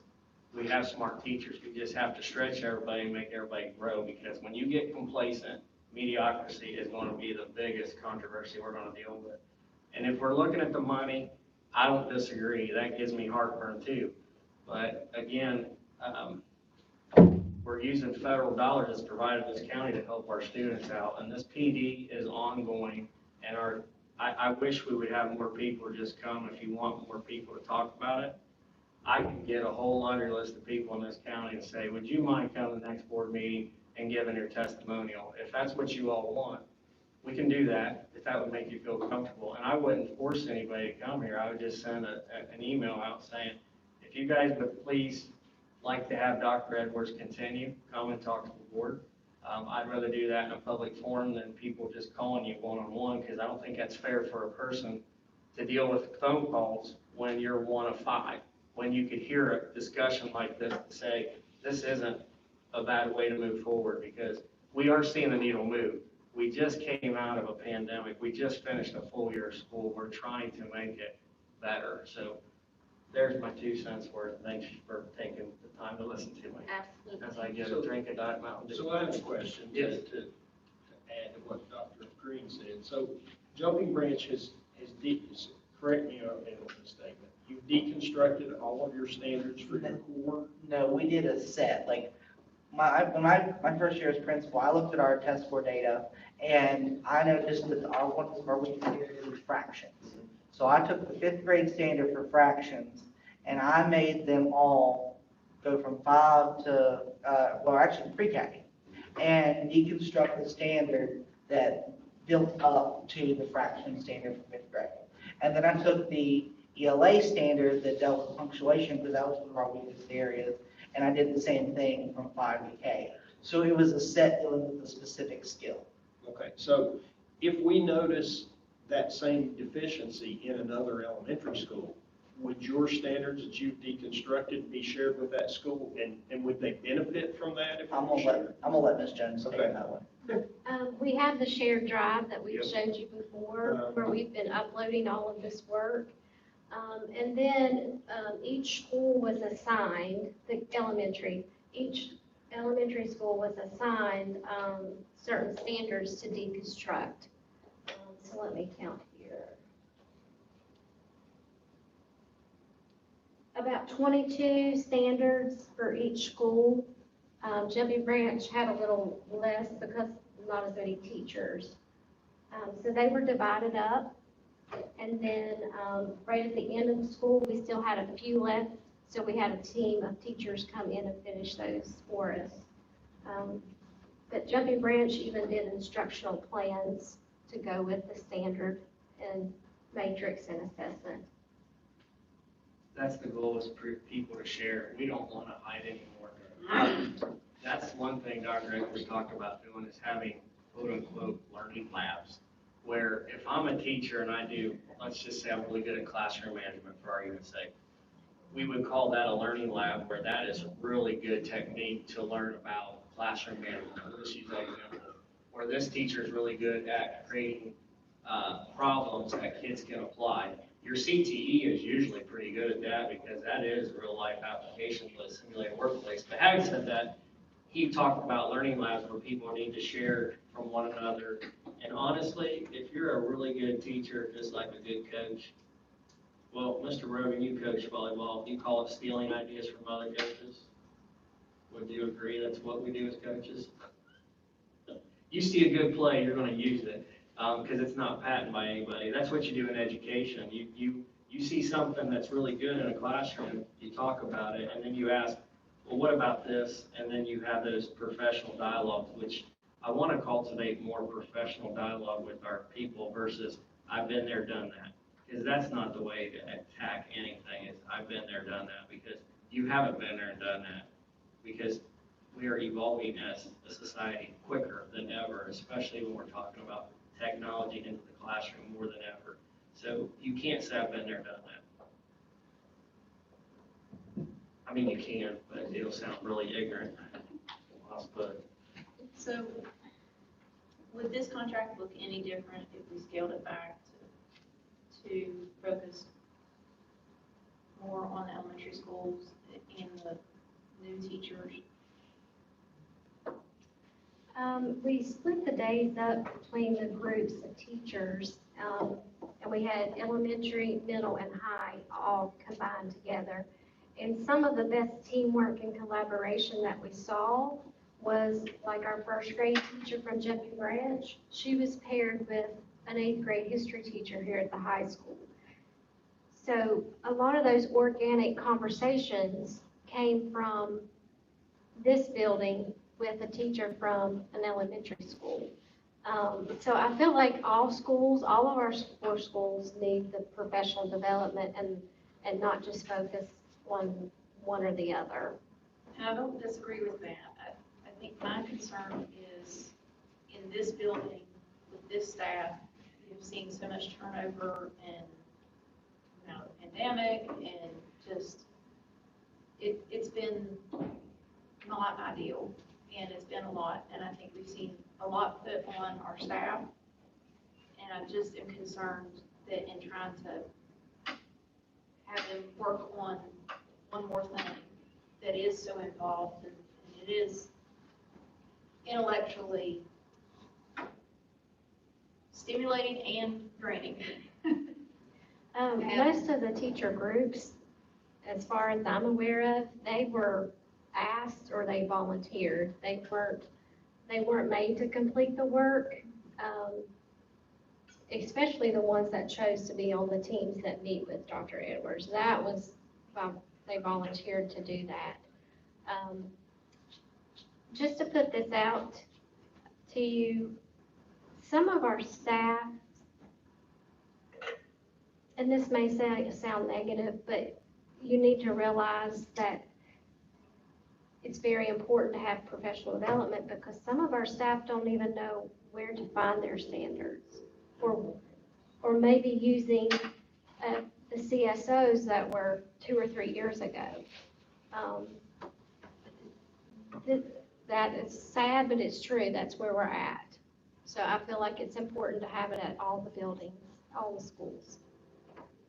And the textbooks do have the standards listed, do they not? Because I know some of my kids' books I've looked through, and it has.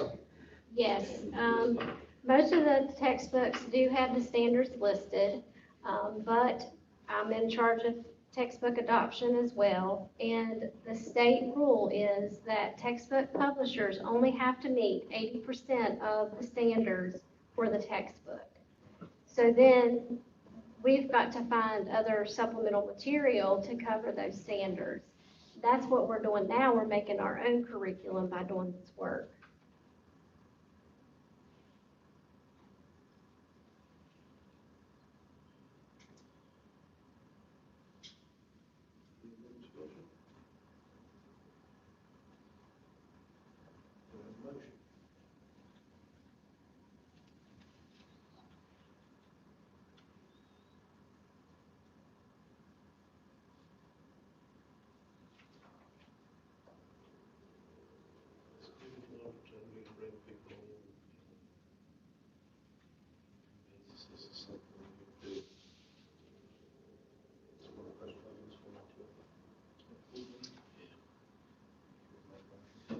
Yeah, I'll make a motion that we postpone action on this agenda item till the next scheduled business meeting or board meeting.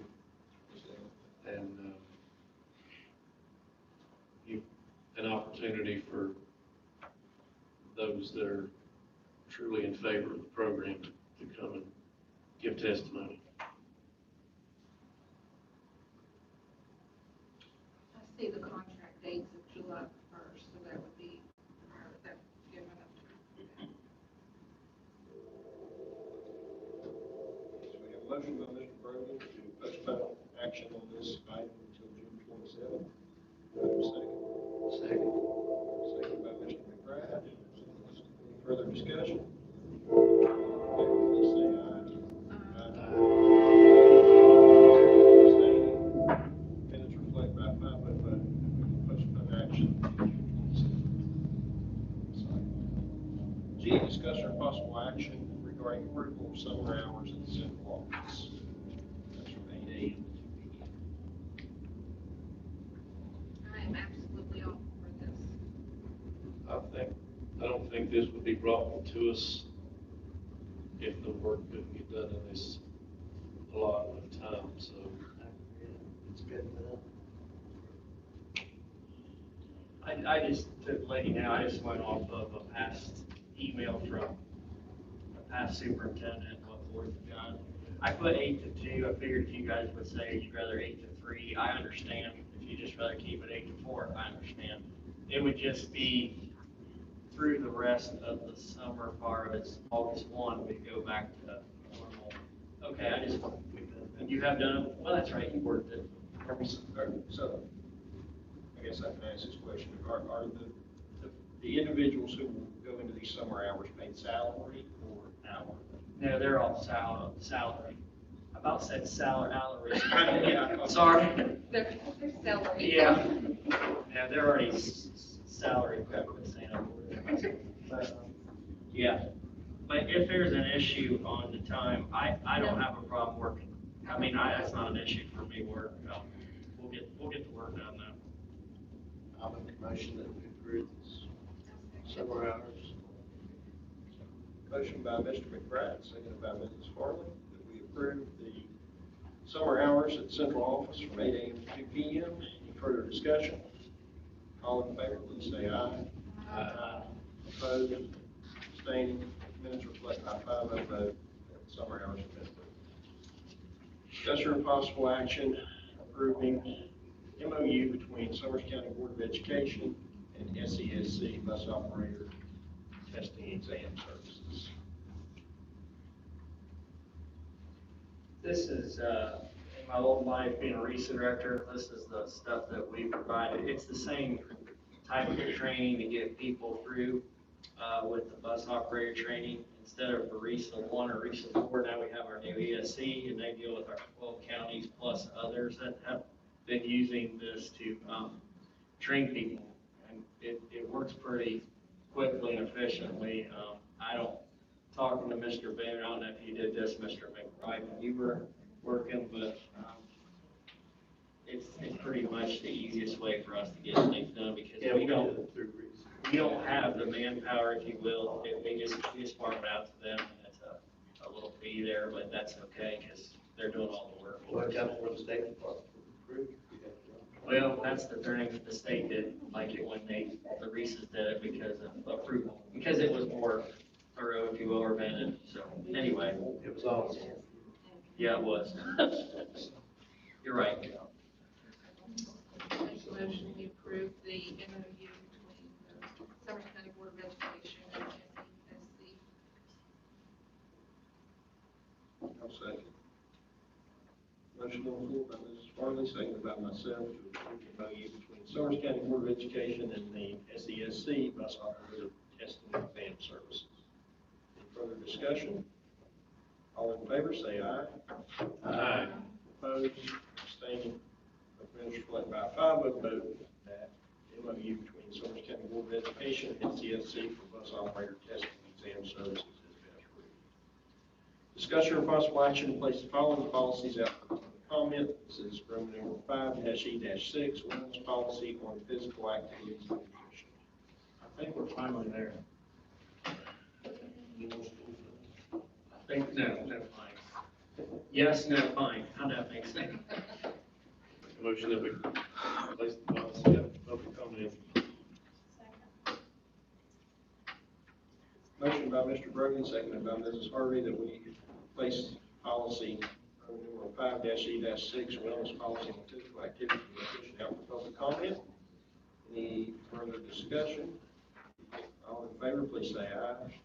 Aye. Opposed, abstaining, minutes reflect by a 5-0 vote that approved policy number 5-E-6, wellness policy on physical activities and nutrition be placed out for public comment. J, discussion or possible action regarding approval for salary supplements for all specialists. Funding source is Title 1, Title 2, County ARP, and Step 17. Mr. President, basically JK and L has been a lot of talk this past year, and it's just to put in front of you guys suggestions on how to move forward. And the first one, the reason why we pulled it out the way we're doing it like this, is you have basically people who are doing the tips. And we, as a directors and a superintendent, CSBO, and they're here to correct me if I'm wrong, because we've had long conversations to clean things up. They act a lot like a specialist.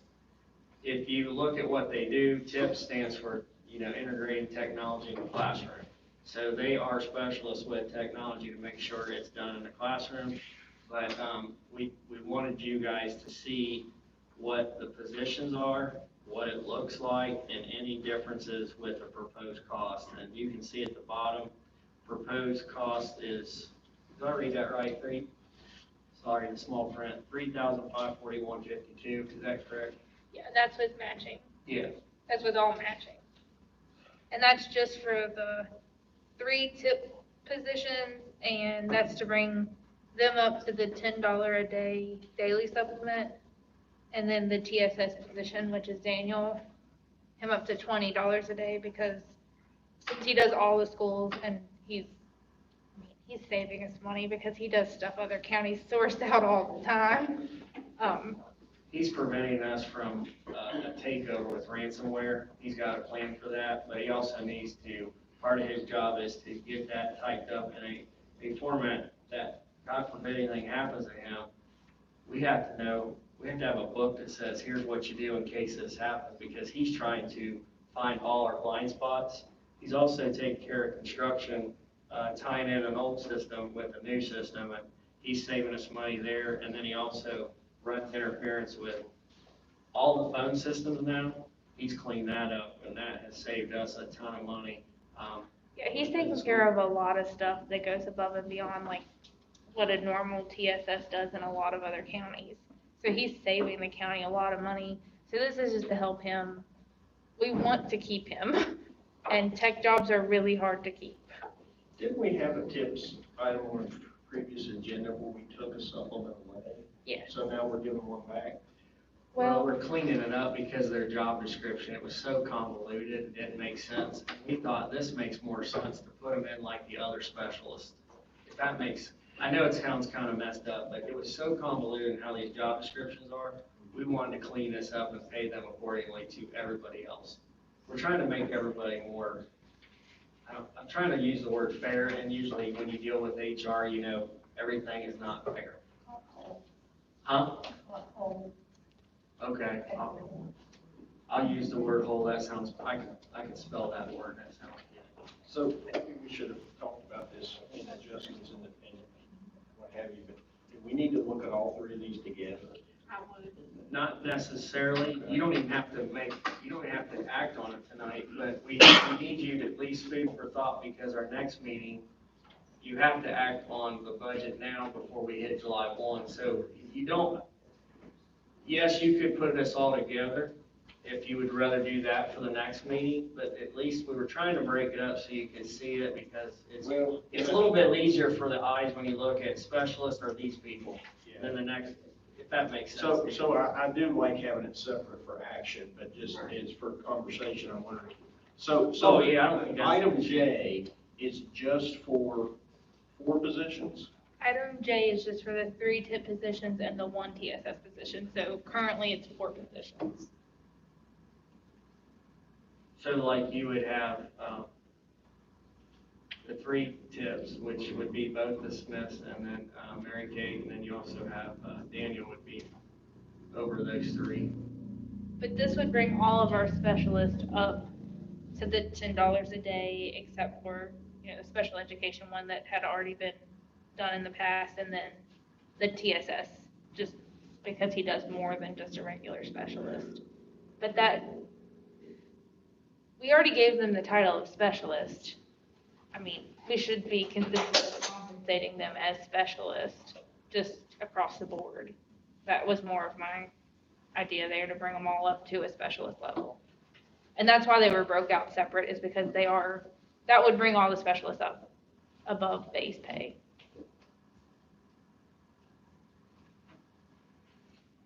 And so what's in blue at the bottom is what our current,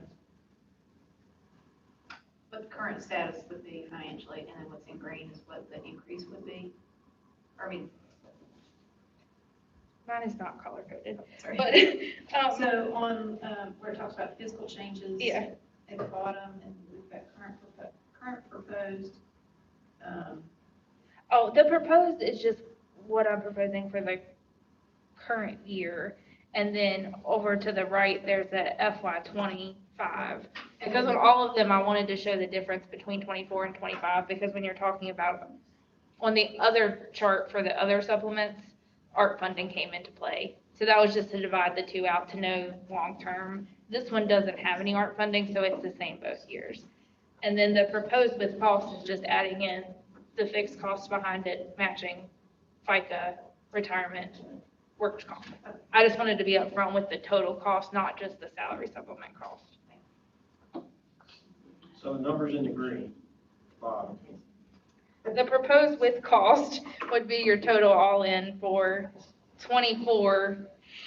It's the 4 broke out numbers, and then for 25, the total.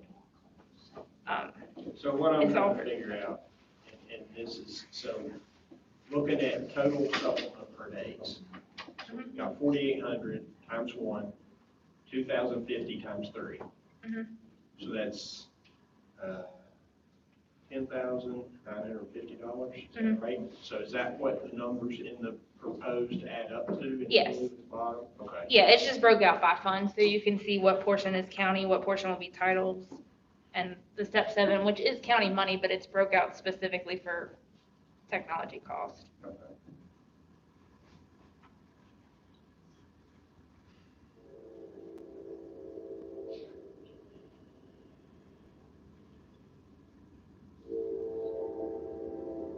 So how does this differ then? If we did make this change, what would be? Currently, they're not getting anything extra. They're just getting base salary. So the state basic salary, just like a normal teacher is getting. No supplement. There's no supplement at all for them now.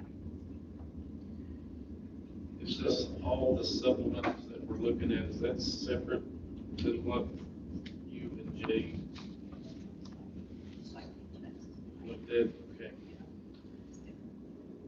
Yeah, because the stipends are a year to year, you don't have to pay those.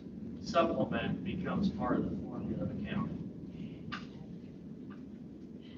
So, just so I'm understanding, and that's why I keep repeating, item 9J, all we're doing is making sure with this that all the supplements, or all the specialists, we're just making sure all specialists are receiving the supplement at the same, essentially the same amount, with the exception of TSS and special education. Right. It's just to bring all the specialists up above base salary. So we're not giving any extra supplement, we're just bringing them up to the same. Well, it is an additional supplement because it wasn't there before, but it's establishing a baseline for all specialists to have a supplement.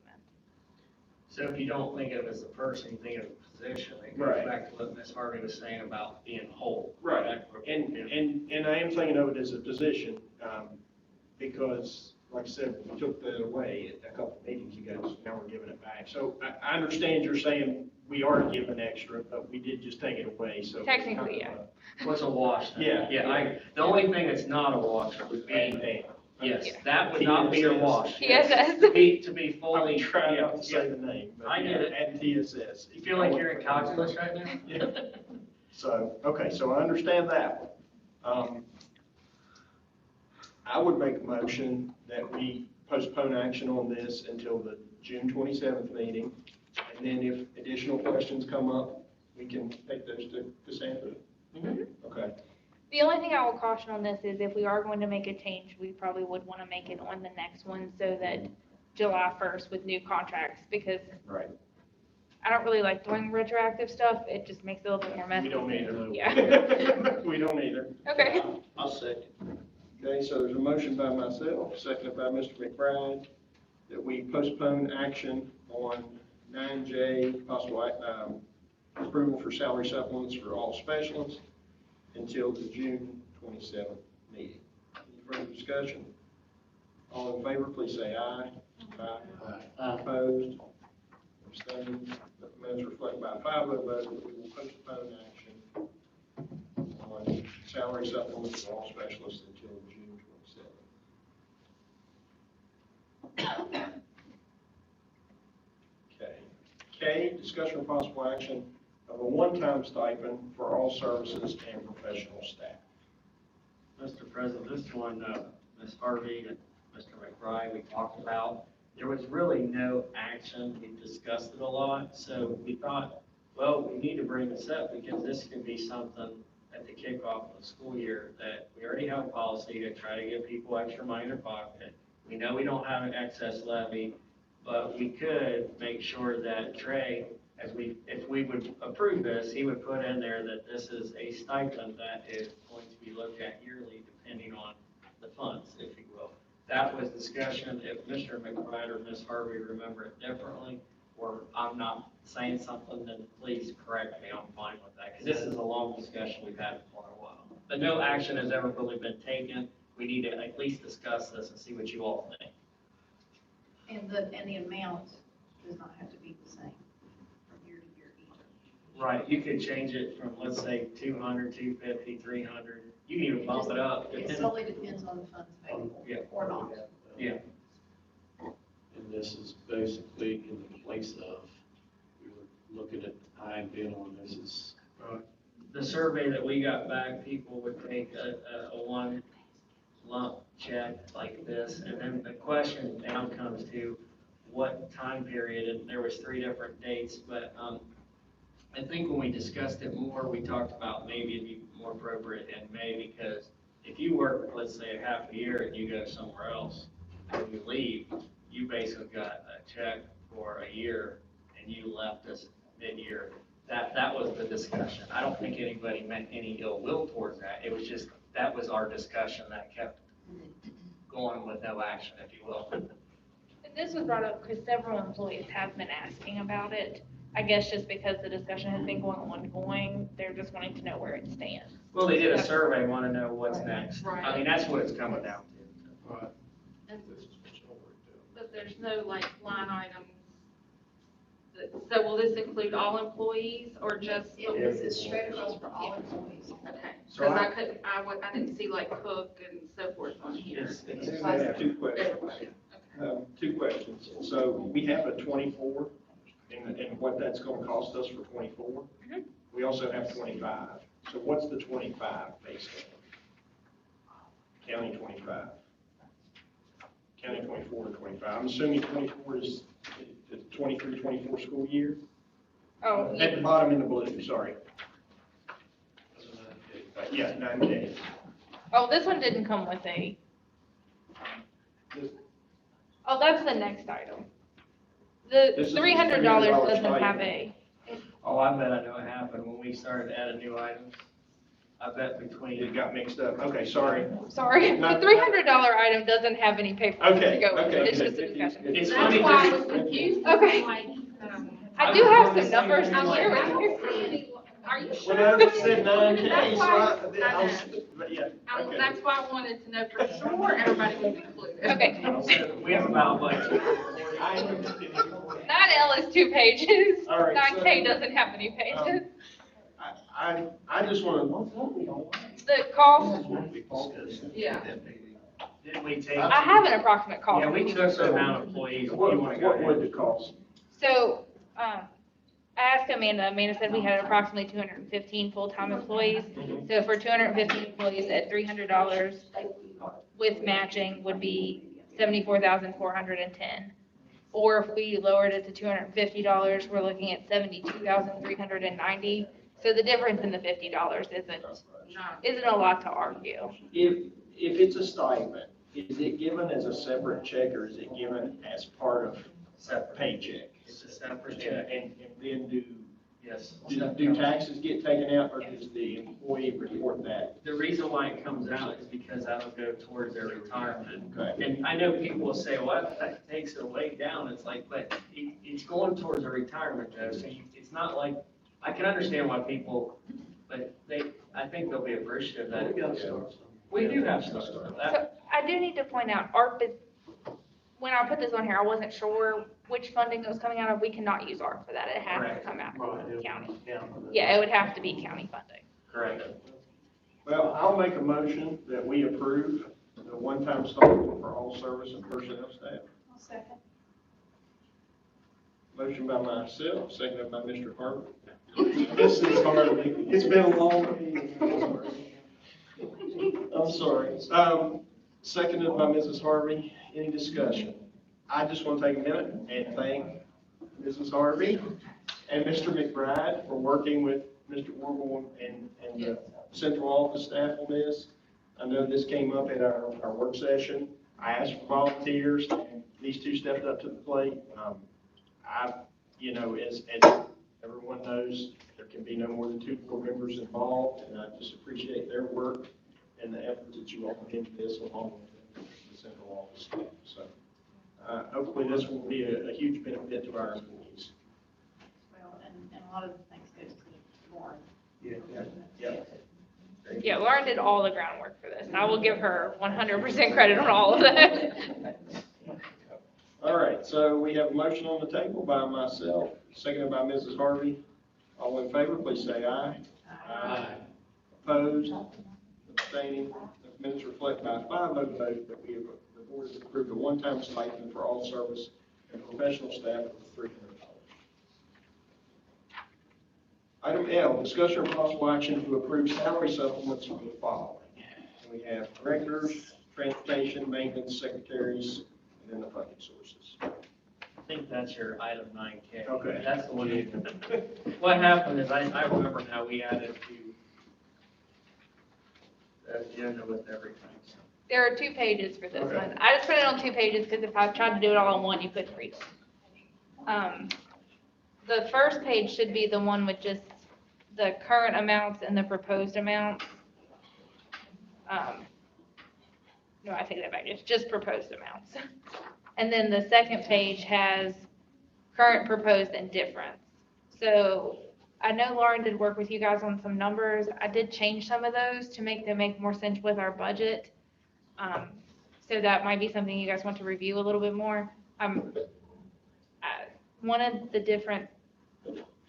it to be sustainable long-term. So I'm a big fan of baby steps rather than taking big leaps to know if we can sustain it before we add a bunch more. So the biggest difference for anybody is $1,800 for the year. And down at the bottom, you can see the 24 and 25 totals of what it would add to the budget. Some of it would be county, some of it would be, no, down at the bottom is the county. That's not the total for everything, that's just the county totals. So I can break it out more if you need to see more, just let me know what you need to see and I can break it out however you want to break it out. So is county taken into effect for the positions that are currently funded through ARP? It's not in 24, in 25 it is. So the FY 25 amount, anything that was in ARP, I moved to county. That's why the difference is so big. Because, I mean, ARP's not going to be there in 25, so it will have to be supplemented by something. They might not all be county, but I just assumed they were all going to be county for number's sake. I don't take this wrong, but I'm calling this all phantom revenue until fiscal year 25. Because that cliff is going to hit us, and that is all phantom revenue, far as I'm concerned. I don't know a better way to put it, but that's just not realistic money. And now we're going back to reality. So I wanted, as a new CSPO, I said, let's give them the actual numbers that's going to hit us in 25. And so she's putting down exactly how much it's going to affect the county. Versus the first year in 24, you can see what COVID money can do to alleviate some salaries, but that's not sustainable, guys. So we have to say, this is more realistic in fiscal year 25. But another fact that we're going to have to look at is, I mean, these are positions, some of them are fully ARP funded. They might not even be there in 25 if we can't sustain them. That's the other issue. So We'll have a some of real these number. positions might not be there, so it might not be that much money. I just was doing all of them. It won't be as less as 15, but it won't be more than 26. It's going to be somewhere in between because some of those positions will not be around because of the learning loss and the way we can apply COVID money to salaries. And so some of those jobs will disappear. And it won't be just this county. It's everybody in the whole country. It's going to be feeling the pain next spring. We are coming up on a financial cliff or a financial wall, whichever way you want to look at it. And I hate to say it, but I'm a bigger fan of the stipend because then we can look at it each year. Once we give a supplement, we can't take it back. The only thing that I would say about the supplement versus the stipend is, you know, it's becoming harder and harder to maintain good employees.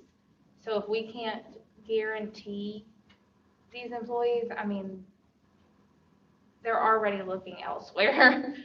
We've got to do something, I mean, not just with these positions, with a lot of positions to maintain adequate employees. So that's where I was going with this. It's whatever you want to do. We can look at stipends. It's just, that's not guaranteed to an employee. Right. So on their aspect, if they're looking for their future, that's not a guarantee. So it's just maintaining employees is where supplements may do better. That's just a guess.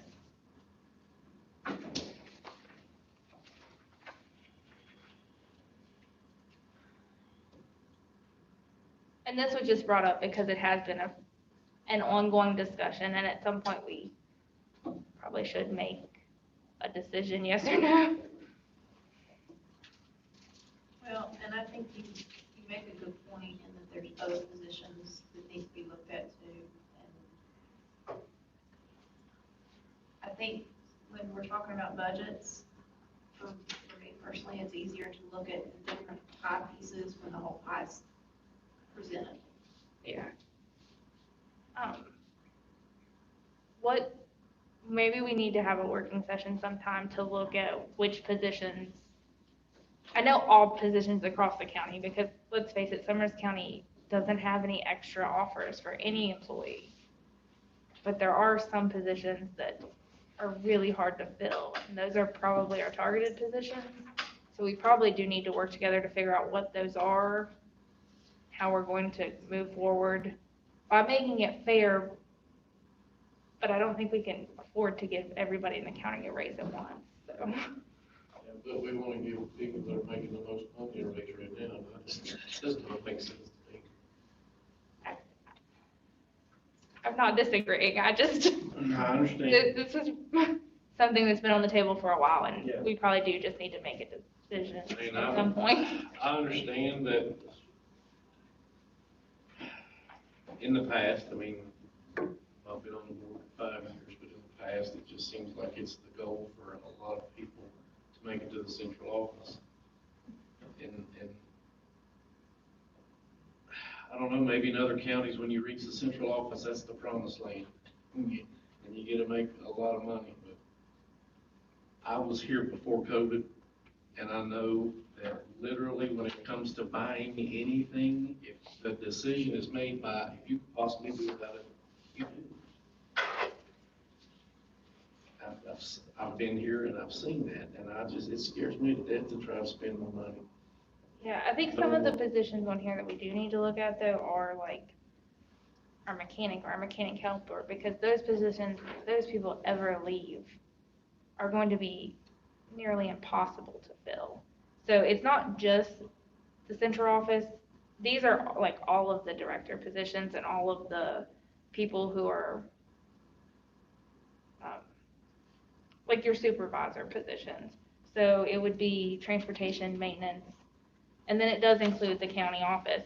And we can look, if you guys want to, we can look at breaking those out individually. I'm not as familiar with the HR side of it, so I don't know where we come without putting them all on one scale. So we'd have to do some research to make sure we're doing all of that legally. And I'm open for discussion on any of those. I just know some of those positions are going to be hard if we ever lose our current employees. So if, with the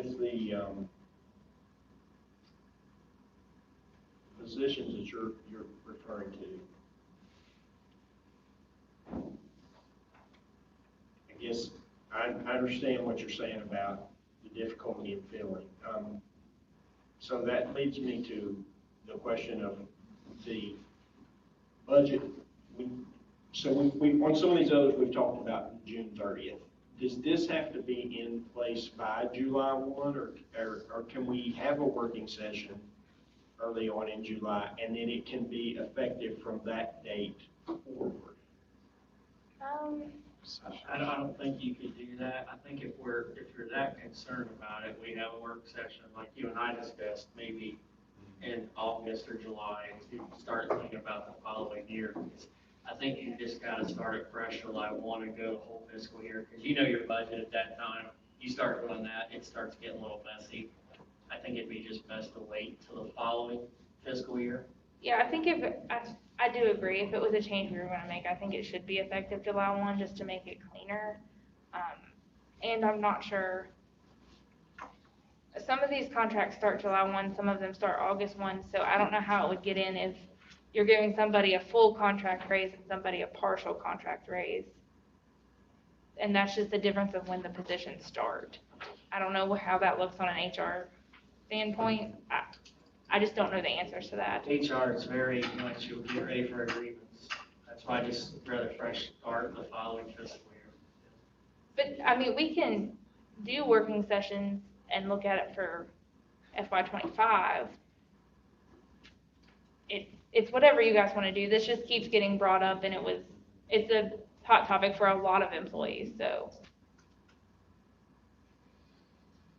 And not just the ones on here. I know Lauren had suggested the principals. The reason I pulled the principals out is because that's it's got its own policy, so you'd have to change the policy before you can change the supplements.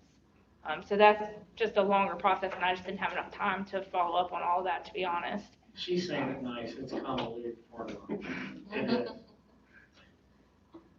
I mean, a lot of things need to be looked at, is what I'm saying. Yeah. Not just what's on this sheet. These are just the ones that I were able to do in the short time that I've been here. Yeah, and I mean, I think that's what I was trying to say earlier, is that given the complexity of the positions and everything, that a working session is needed to look at the full picture, and what the full financial impact is to the budget before making a decision. So I guess with that being said, I would make a motion to postpone the decision until after a working session can be had.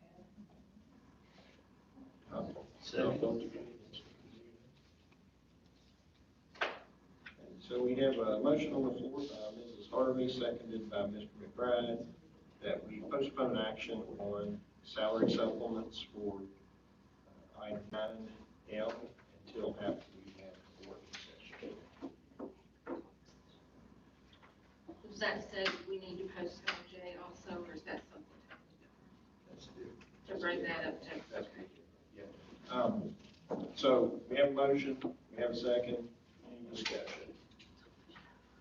I will mention that Mr. Ward and myself have spoken, and I mentioned to him that I would like to have a working session early on this year, like in July or August, when we're all available to be there. What we had in the spring, and I think that kind of lets us develop a strategic plan going forward, and we can work on this. So we'll get that in the works in the near future. Okay. Item 10, personnel. We are going to pull. Oh, we didn't. Sorry, I didn't. Yeah, thank you. I thought you guys did that. No, so, there's no more discussion. All in favor, please say aye. Aye. Opposed, abstaining. Minutes reflect by 5 votes that we will postpone the approval for salary supplements until after the working session. All right, now we are at item 10, personnel. So we have one that was pulled out.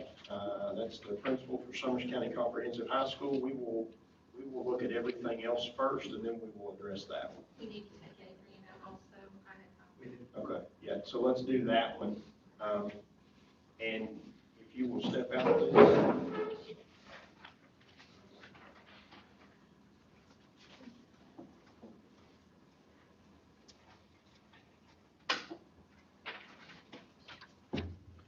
Okay, so all these have been posted, the names have been, or the positions have been posted for the required amount of time. We have the names before us. The first one we're going to address is Adrian Connor, and that's under employment service for the ECAT aide first grade classroom, Talcott Elementary. Effective 8/14, she's transferring from aide to SPD aide at Talcott Elementary. Funding source is county, so do I have a motion for Adrian Connor? Make a motion that we approve the superintendent's recommendation for Adrian Connor in the ECAT aide first grade classroom topic.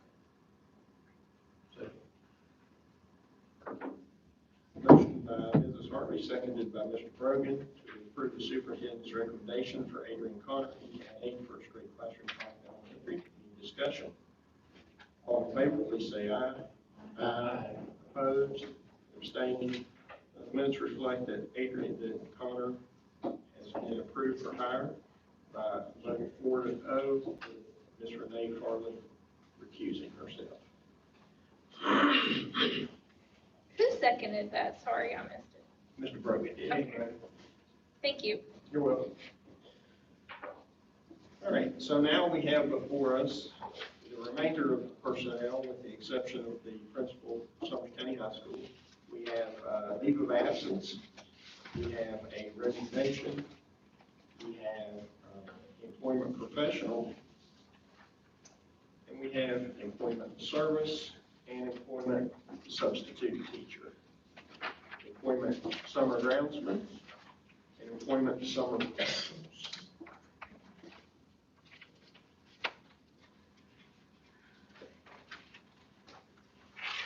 I'll make a motion that we accept the superintendent's recommendation for the aforementioned positions. I'll second. Motion by Mr. Brogan, seconded by Mrs. Farley, that we accept the superintendent's recommendation for the mentioned positions. Any discussion? All in favor, please say aye. Aye. Opposed? Abstaining? Let the minutes reflect by a 5-0 vote that the superintendent recommendation for personnel has been approved. We now have before us, under personnel, item 10, the Summers County Comprehensive High School principal. We have, I can make a motion that we go into executive session based on code 6-9A-4, paragraph 2. Second. have a motion that we go into executive session by Mrs. Harvey, seconded by Mr. Brogan. According to West Virginia Code 6-9A-4, paragraph 2, personnel. Any discussion? All in favor, please say aye. Aye. Opposed? Abstaining? Minutes reflect by a 5-0 vote that we will go into executive session at 8:16.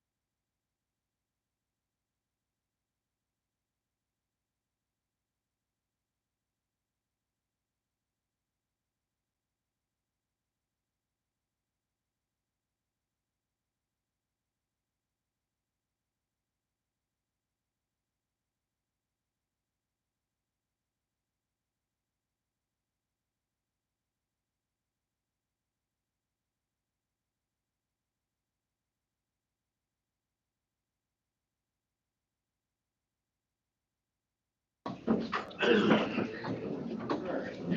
well, that, there's not much. We'll call this meeting of the Summers County Board of Education back to order. Executive session adjourned at 9:01 p.m. We have before us the superintendent's recommendation for principal of Summers County Comprehensive High School, Gary Jason Crouch, effective 7/10/2023, funding source county.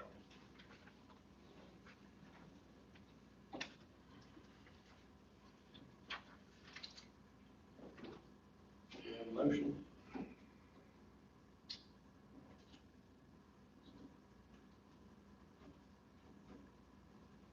I'm gonna make the motion that we do not accept the recommendation by the superintendent and ask for another name. We have a motion by Mr. Brogan, seconded by Mrs. Harvey, that we do not accept the superintendent's recommendation and ask the superintendent for another name. Any discussion? All in favor, please say aye. Aye. Let the minutes reflect by a 5-0 vote that the motion has been approved.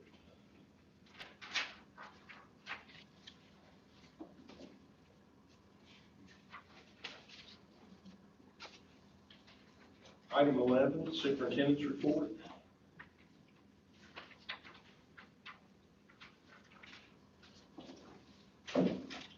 Well, with this new news in a second, my report is, I'll go off that, I don't have another name to give you. We had 6 people do the interview, we vetted it, we gave you a name, I don't have another name for you. State auditor, you guys, good news, we gave that letter to you, that's good news. Update on facilities, we are on time with both projects we're working on. But the bad news is we did not receive money from the school building authority.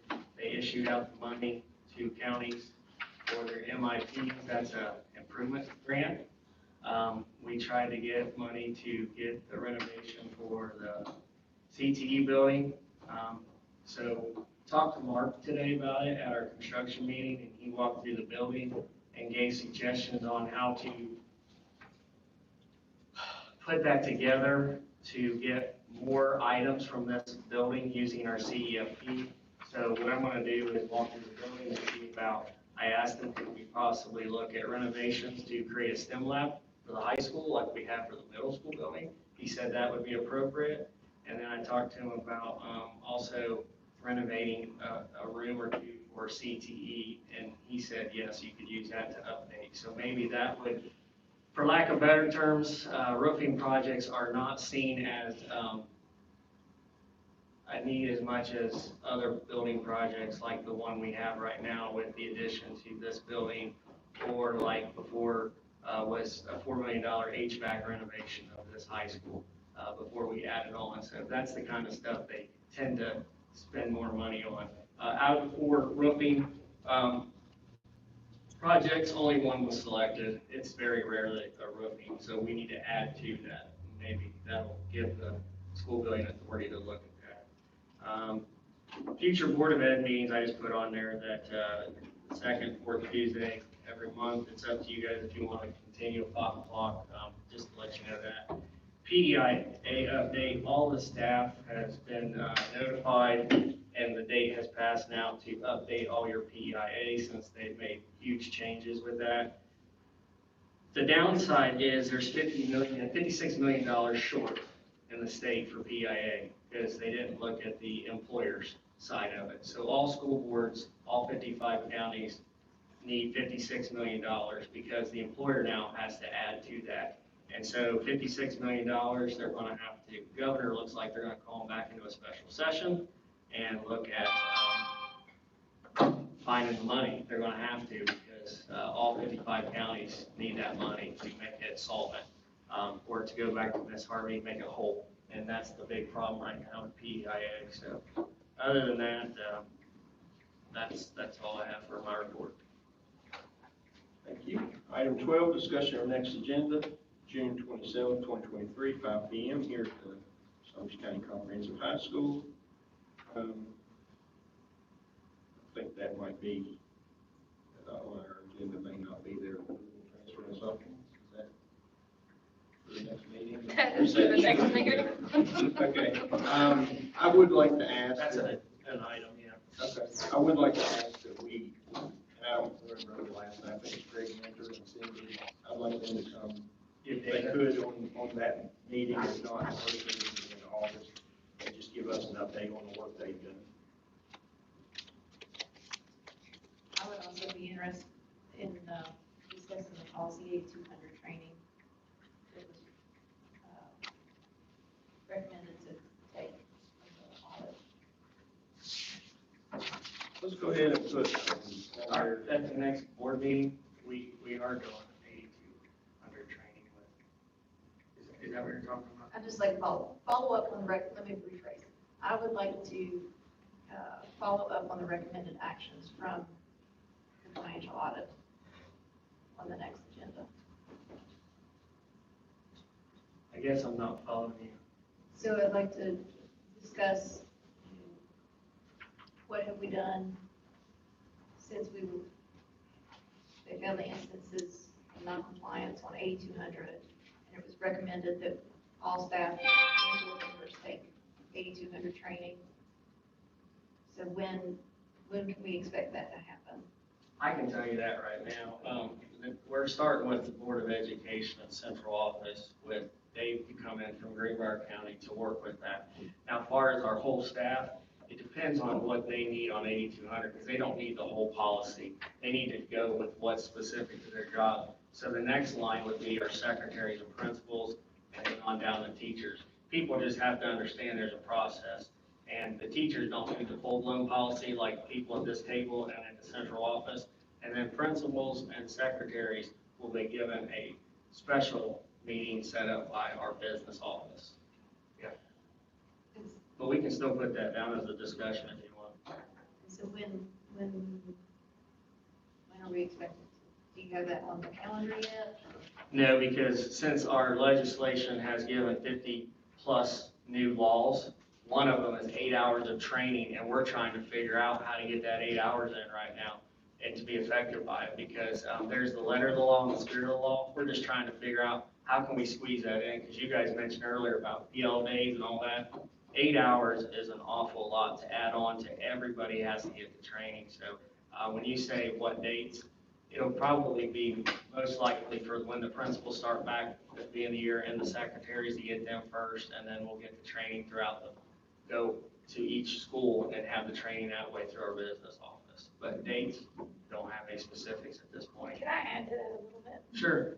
Okay, so at the next board meeting, Dave McClure is coming to do a training with you guys and whichever central office staff can be there. Yeah, that's at the next board meeting. I think it is going to be, I don't know how long it's going to be, so it probably will be a longer board meeting next time too.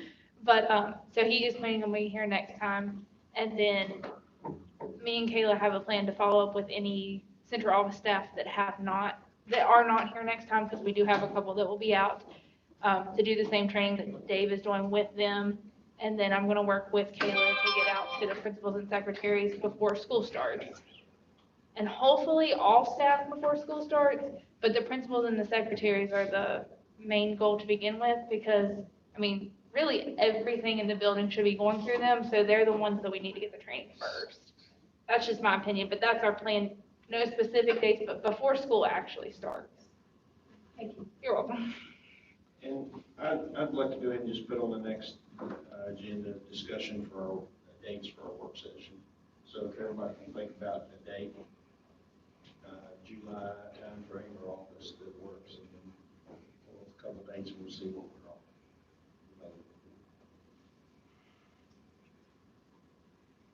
Any further agenda item discussions for the next meeting? Mr. McBride? All right, I'll make a motion to adjourn.